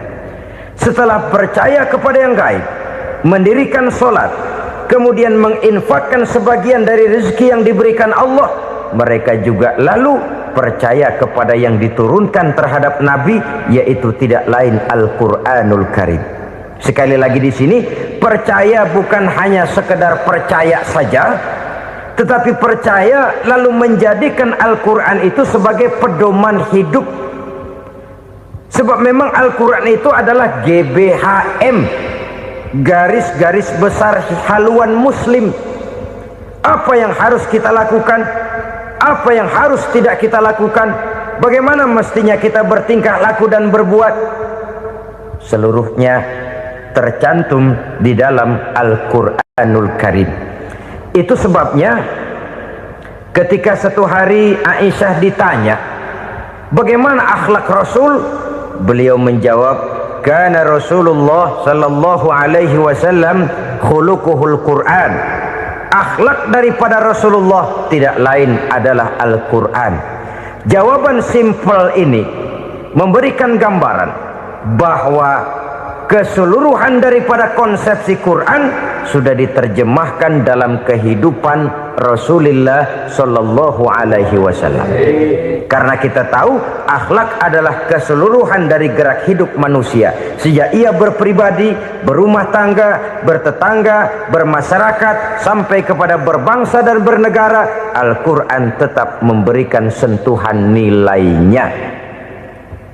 Oleh karenanya, orang-orang yang bertakwa adalah orang-orang yang menjadikan Al-Quran sebagai pedoman dalam kehidupannya. Dan kita yakini Al-Quran diturunkan kepada Nabi Muhammad bukan merupakan produk Nabi Muhammad. Isi dan redaksinya langsung dari Allah Subhanahu wa ta'ala. Kemudian cirinya yang kelima, orang bertakwa yang akan meraih kemenangan itu, wa ma unzila min qablika. Tidak hanya sekedar percaya kepada yang diturunkan terhadap Nabi Muhammad yaitu Al-Quran, mereka juga percaya kepada apa yang pernah diturunkan kepada para nabi, kepada para rasul sebelum Nabi Muhammad. Percaya kepada adanya suhuf, percaya kepada adanya Taurat, percaya kepada adanya Injil, percaya bahwa Allah dahulunya sudah menurunkan Taurat kepada Musa, percaya bahwa Allah sudah menurunkan Injil kepada Isa, percaya Injil ada, Taurat ada, diturunkan Allah untuk Isa dan Musa, tetapi tidak wajib mengamalkannya karena kita sudah diberikan Al-Quranul Karim. Ini yang perlu saya garis bawahi.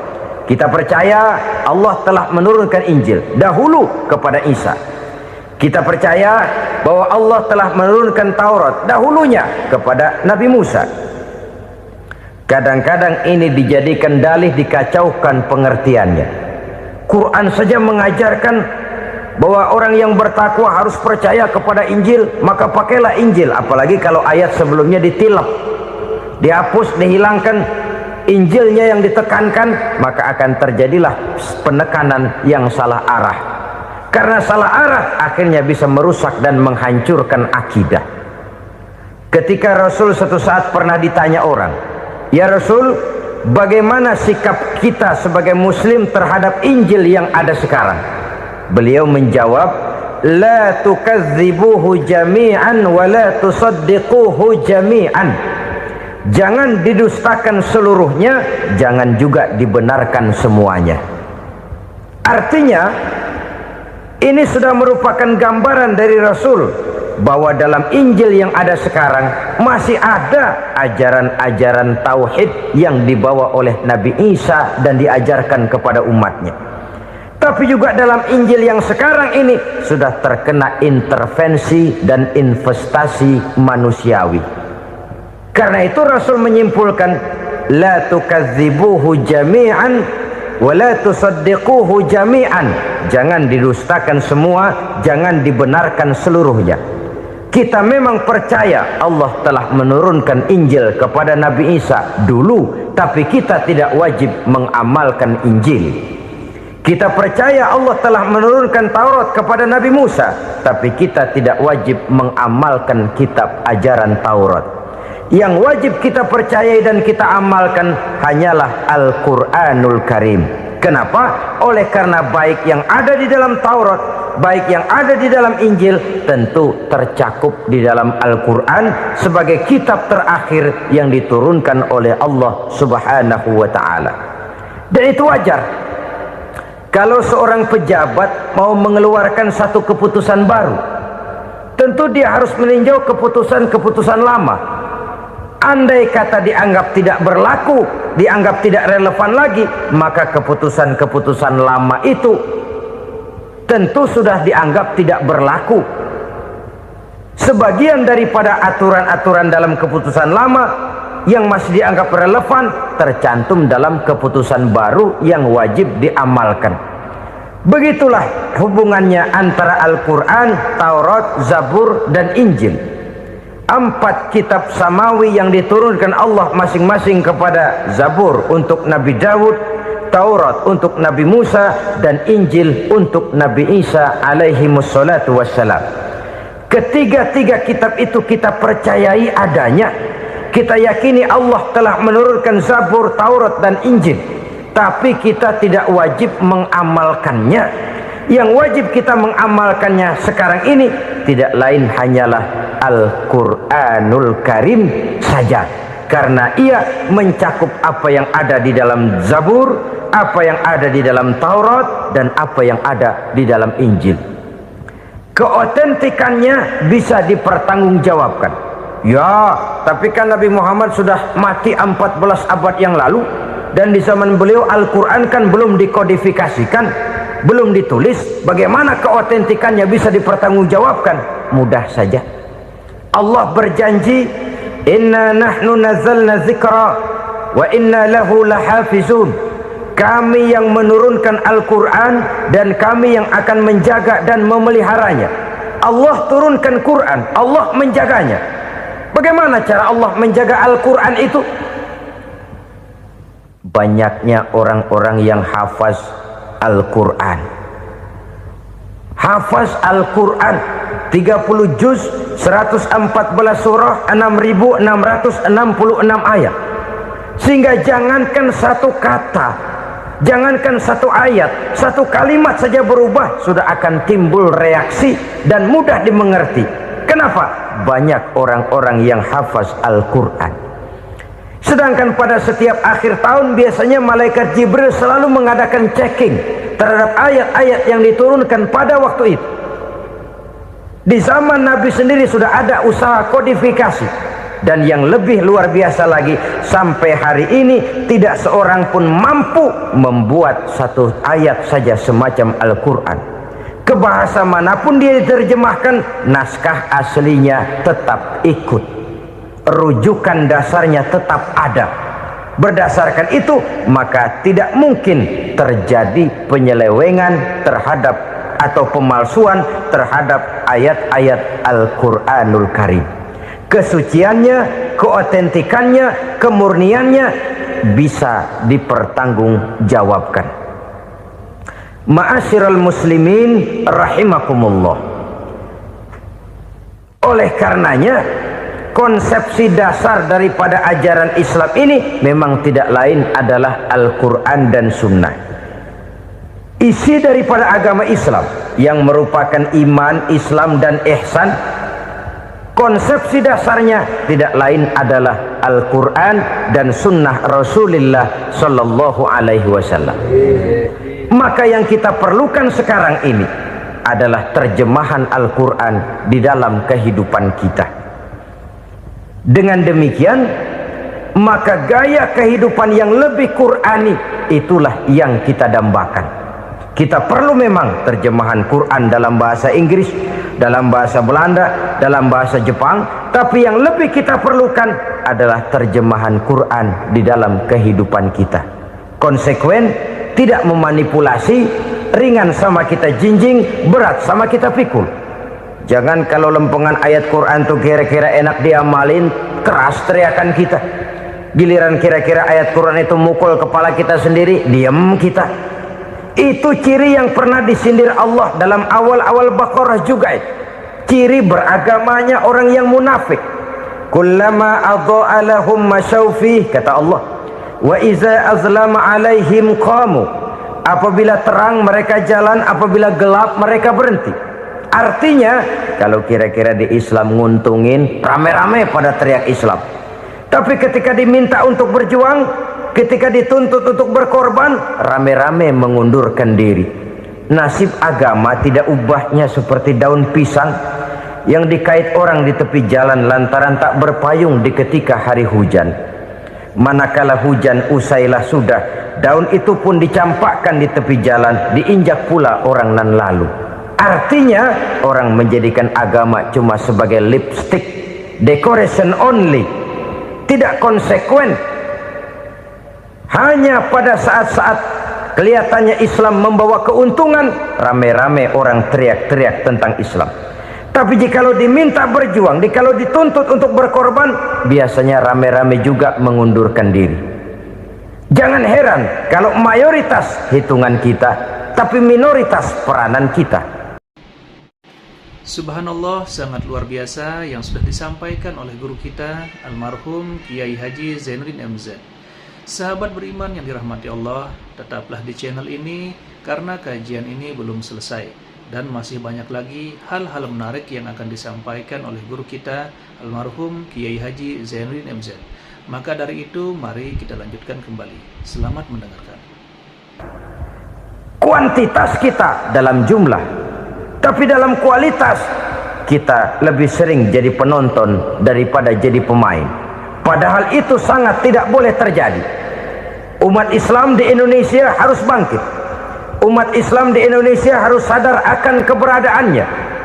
Tidak boleh hanya jadi penonton berpangku tangan, karena memang agama kita juga mengajarkan untuk konsekuen di dalam menjabarkan ajaran-ajaran daripada agama kita. Kita sering menjadi jatuh menjadi umat yang lemah oleh karena kita ini tidak pandai menggalang kebersamaan yang diakibatkan tidak konsekuennya kita. Diistilahkan bahwa umat Islam di dalam menggalang kebersamaannya itu harus seperti orang main sepak bola. Saudara-saudara kan tahu orang main sepak bola itu. Orang main sepak bola, kalau pertandingan belum dimulai sih silakan saja kumpul di luar lapangan, atur strategi yang baik. Tapi kalau pertandingan sudah dimulai, turun ke lapangan hijau, jangan kumpul terus.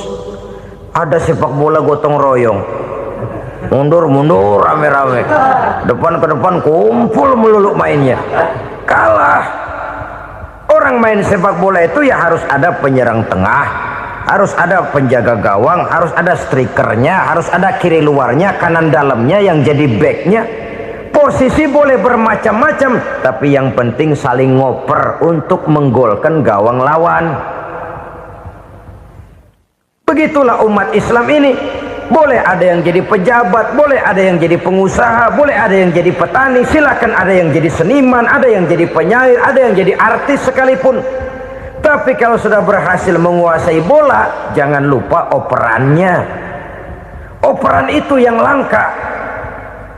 Kita ini muslim kadang-kadang kalau sudah memegang menguasai bola, kalau belum mau mampus, belum mau ngoper. Nanti kalau sudah nggak punya bola, baru mau ngoper. Kalau sudah dengar-dengar mau dekat pensiun, baru mau jihad, baru mau berjuang, baru mau ngurus pesantren. Tanda tangan sudah tidak laku, memo sudah tidak dihargai, baru mau berjuang. Kemarin kemana mas? Kita tidak pandai memanfaatkan posisi. Dengan kata lain, kalau kembali kepada persoalan kita, konsekuensi kita terhadap agama yang kita anut ini belum ideal. Kita masih lebih sering berislam ini pada saat-saat yang menurut perhitungan kita membawa keuntungan. Tapi kalau diminta berjuang, dituntut berkorban, yang itu pun hakikatnya adalah untuk kepentingan kita juga. Allah tidak pernah menuntut kita untuk jihad bagi kepentingan Allah, itu tidak. Berjuang menegakkan agama Allah, apakah untuk kepentingan Allah? Tidak. Untuk kepentingan kita. Sebab nilai-nilai jihad itu pada akhirnya akan membawa kita kepada suatu kebahagiaan. Setidaknya kalau tidak di dunia, tentu di akhirat sebagai syahid. Oleh karena itu, pada bagian akhir ini saya ingin mengajak, marilah kita konsekuen. Sekali kita berkitabkan Al-Quranul Karim, mari dia kita jadikan pedoman. Jangan cuma kita jadikan sebagai penghias dinding, pelengkap rumah, bahwa di rumah kita ada Al-Quran, tapi yang baca kecoa. Habis pada bolong tuh Quran. Yang penting kan punya Quran. Ditaruh di pintu rumah, biar apa? Biar kuntilanak kagak masuk katanya. Ya apa itu nasib Quran, cuma kerjanya jaga pintu, ngusir kuntilanak, ngusir memedi. Bagaimana kita hidup menurut tuntunan Al-Quran? Kadang-kadang tidak pernah menjadi masalah bagi kita. Maka bagaimanakah Al-Quran akan mungkin membawa keberkahan dalam hidup kalau ajarannya kita injak-injak dalam keseharian kita? Mewujudkan gaya hidup yang lebih Qurani, itulah yang akan kita rintis di dalam kehidupan kita, bertahap, step by step, menurut kemampuan yang ada pada kita. Jika jalan ini tidak bisa kita selesaikan, percayalah akan ada generasi penerus yang akan melanjutkan usaha dan cita-cita mulia itu. Jadi percaya kepada Taurat, percaya kepada Injil, sekadar percaya Allah dahulunya sudah menurunkan itu, tapi kita tidak wajib mengamalkannya. Kenapa? Generasi Injil masa berlakunya sudah kedaluarsa. Taurat masa berlakunya sudah kedaluarsa. Injil pernah berlaku untuk orang Nasrani di zaman Nabi Isa. Taurat pernah berlaku untuk orang Yahudi di zaman Nabi Musa. Setelah generasinya berlalu, datang Rasul penutup yang membawa Al-Quranul Karim. Maka Al-Quran itulah yang berlaku menjadi pedoman sampai hari akhir nanti. Jangan jauh dari Al-Quran, karena apabila ini kita lakukan, maka kita akan kembali kepada satu gaya hidup yang jauh dari tuntunan agama, dan itu artinya kita akan semakin jauh untuk meraih kemenangan. Saudara-saudara kaum muslimin rahimakumullah. Yang keenam, yang terakhir, orang-orang bertakwa yang akan meraih kemenangan itu, wabil akhirati hum yuqinun. Mereka percaya, mereka yakin seyakin-yakinnya akan adanya hari akhir, di mana seseorang akan mempertanggungjawabkan seluruh perbuatannya di dalam hidup ini. Dan tidak ada satu perbuatan yang bagaimana kecilnya sekalipun, yang tersembunyi dalam pandangan manusia, yang tidak akan dibukakan persoalannya di mahkamah Qadi Rabbul Jalil di akhirat nanti. Itulah sebabnya maka percaya kepada akhirat disebut secara khusus. Padahal di awal tadi sudah dijelaskan yu'minuna bil ghaib, percaya kepada alam gaib, dan alam gaib ini termasuk akhirat. Kenapa pada bagian akhir disebut lagi akhirat? Karena ternyata bahwa kepercayaan kepada adanya akhirat merupakan induk dari kepercayaan terhadap adanya malaikat, setan, jin, dan lain sebagainya, dan akan lebih memberikan sugesti dalam kehidupan manusia untuk meluruskan gerak hidupnya. Jikalau satu saat tergerak hati akan berbuat kejahatan, ingin mencuri, sadarlah, awas ada akhirat. Sebab kalau kita cuma teriak awas ada polisi, itu cuma tertunda sementara, begitu polisi meleng embat. Kalau kita ingin berbuat jahat cuma berteriak awas ada hansip, cuma sementara ketika hansip itu ada. Tapi kalau ceritanya awas ada akhirat, mau menyeleweng awas ada akhirat, mau berjudi awas ada akhirat, mau mencuri awas ada akhirat. Keyakinan yang akan meluruskan gerak hidup manusia, sehingga gerak itu jadi lebih terarah dan terkontrol, tidak merugikan baik diri sendiri, lebih-lebih orang lain. Ternyata bahwa kepercayaan kepadanya adanya hari akhirat sanggup menjadi sumber daya kontrol dari kehidupan manusia, sehingga ia tidak terjebak dalam perbuatan maksiat dan munkarat. Saudara-saudara kaum muslimin, inilah saja yang kita bicarakan pada pertemuan kali ini. Semoga Allah subhanahu wa ta'ala memberikan kekuatan zahir dan batin kepada kita untuk dapat meraih kemenangan dengan beriman kepada yang gaib, mendirikan solat, membelanjakan sebagian dari rezeki yang diberikan Allah, percaya kepada Al-Quran, beriman kepada kitab-kitab yang diturunkan sebelum Al-Quran, lalu meyakini adanya hari akhirat. Terima kasih atas segala perhatian, mohon maaf atas segala kekurangan. Usikum wa nafsi bitaqwallah. Wassalamualaikum warahmatullahi wabarakatuh. Alhamdulillahirrabbilalamin. Itulah tadi kajian yang sangat luar biasa yang sudah disampaikan oleh guru kita almarhum Kiai Haji Zainuddin MZ. Tentunya banyak sekali ilmu, hikmah, dan manfaat yang bisa kita petik dan kita jadikan pelajaran dalam kehidupan kita sehari-hari. Sahabat beriman yang dimuliakan Allah, mari kita doakan guru kita, semoga beliau diampuni segala dosa-dosanya dan dilapangkan kuburnya. Amin, amin ya robbal alamin. Dan buat sahabat semua yang sudah setia menonton kajian ini sampai selesai, saya ucapkan terima kasih banyak. Semoga Allah subhanahu wa ta'ala senantiasa selalu melimpahkan rahmat dan karunia-Nya kepada sahabat semua. Selalu diberikan kesehatan, dimudahkan segala urusannya, dan dilancarkan rezekinya.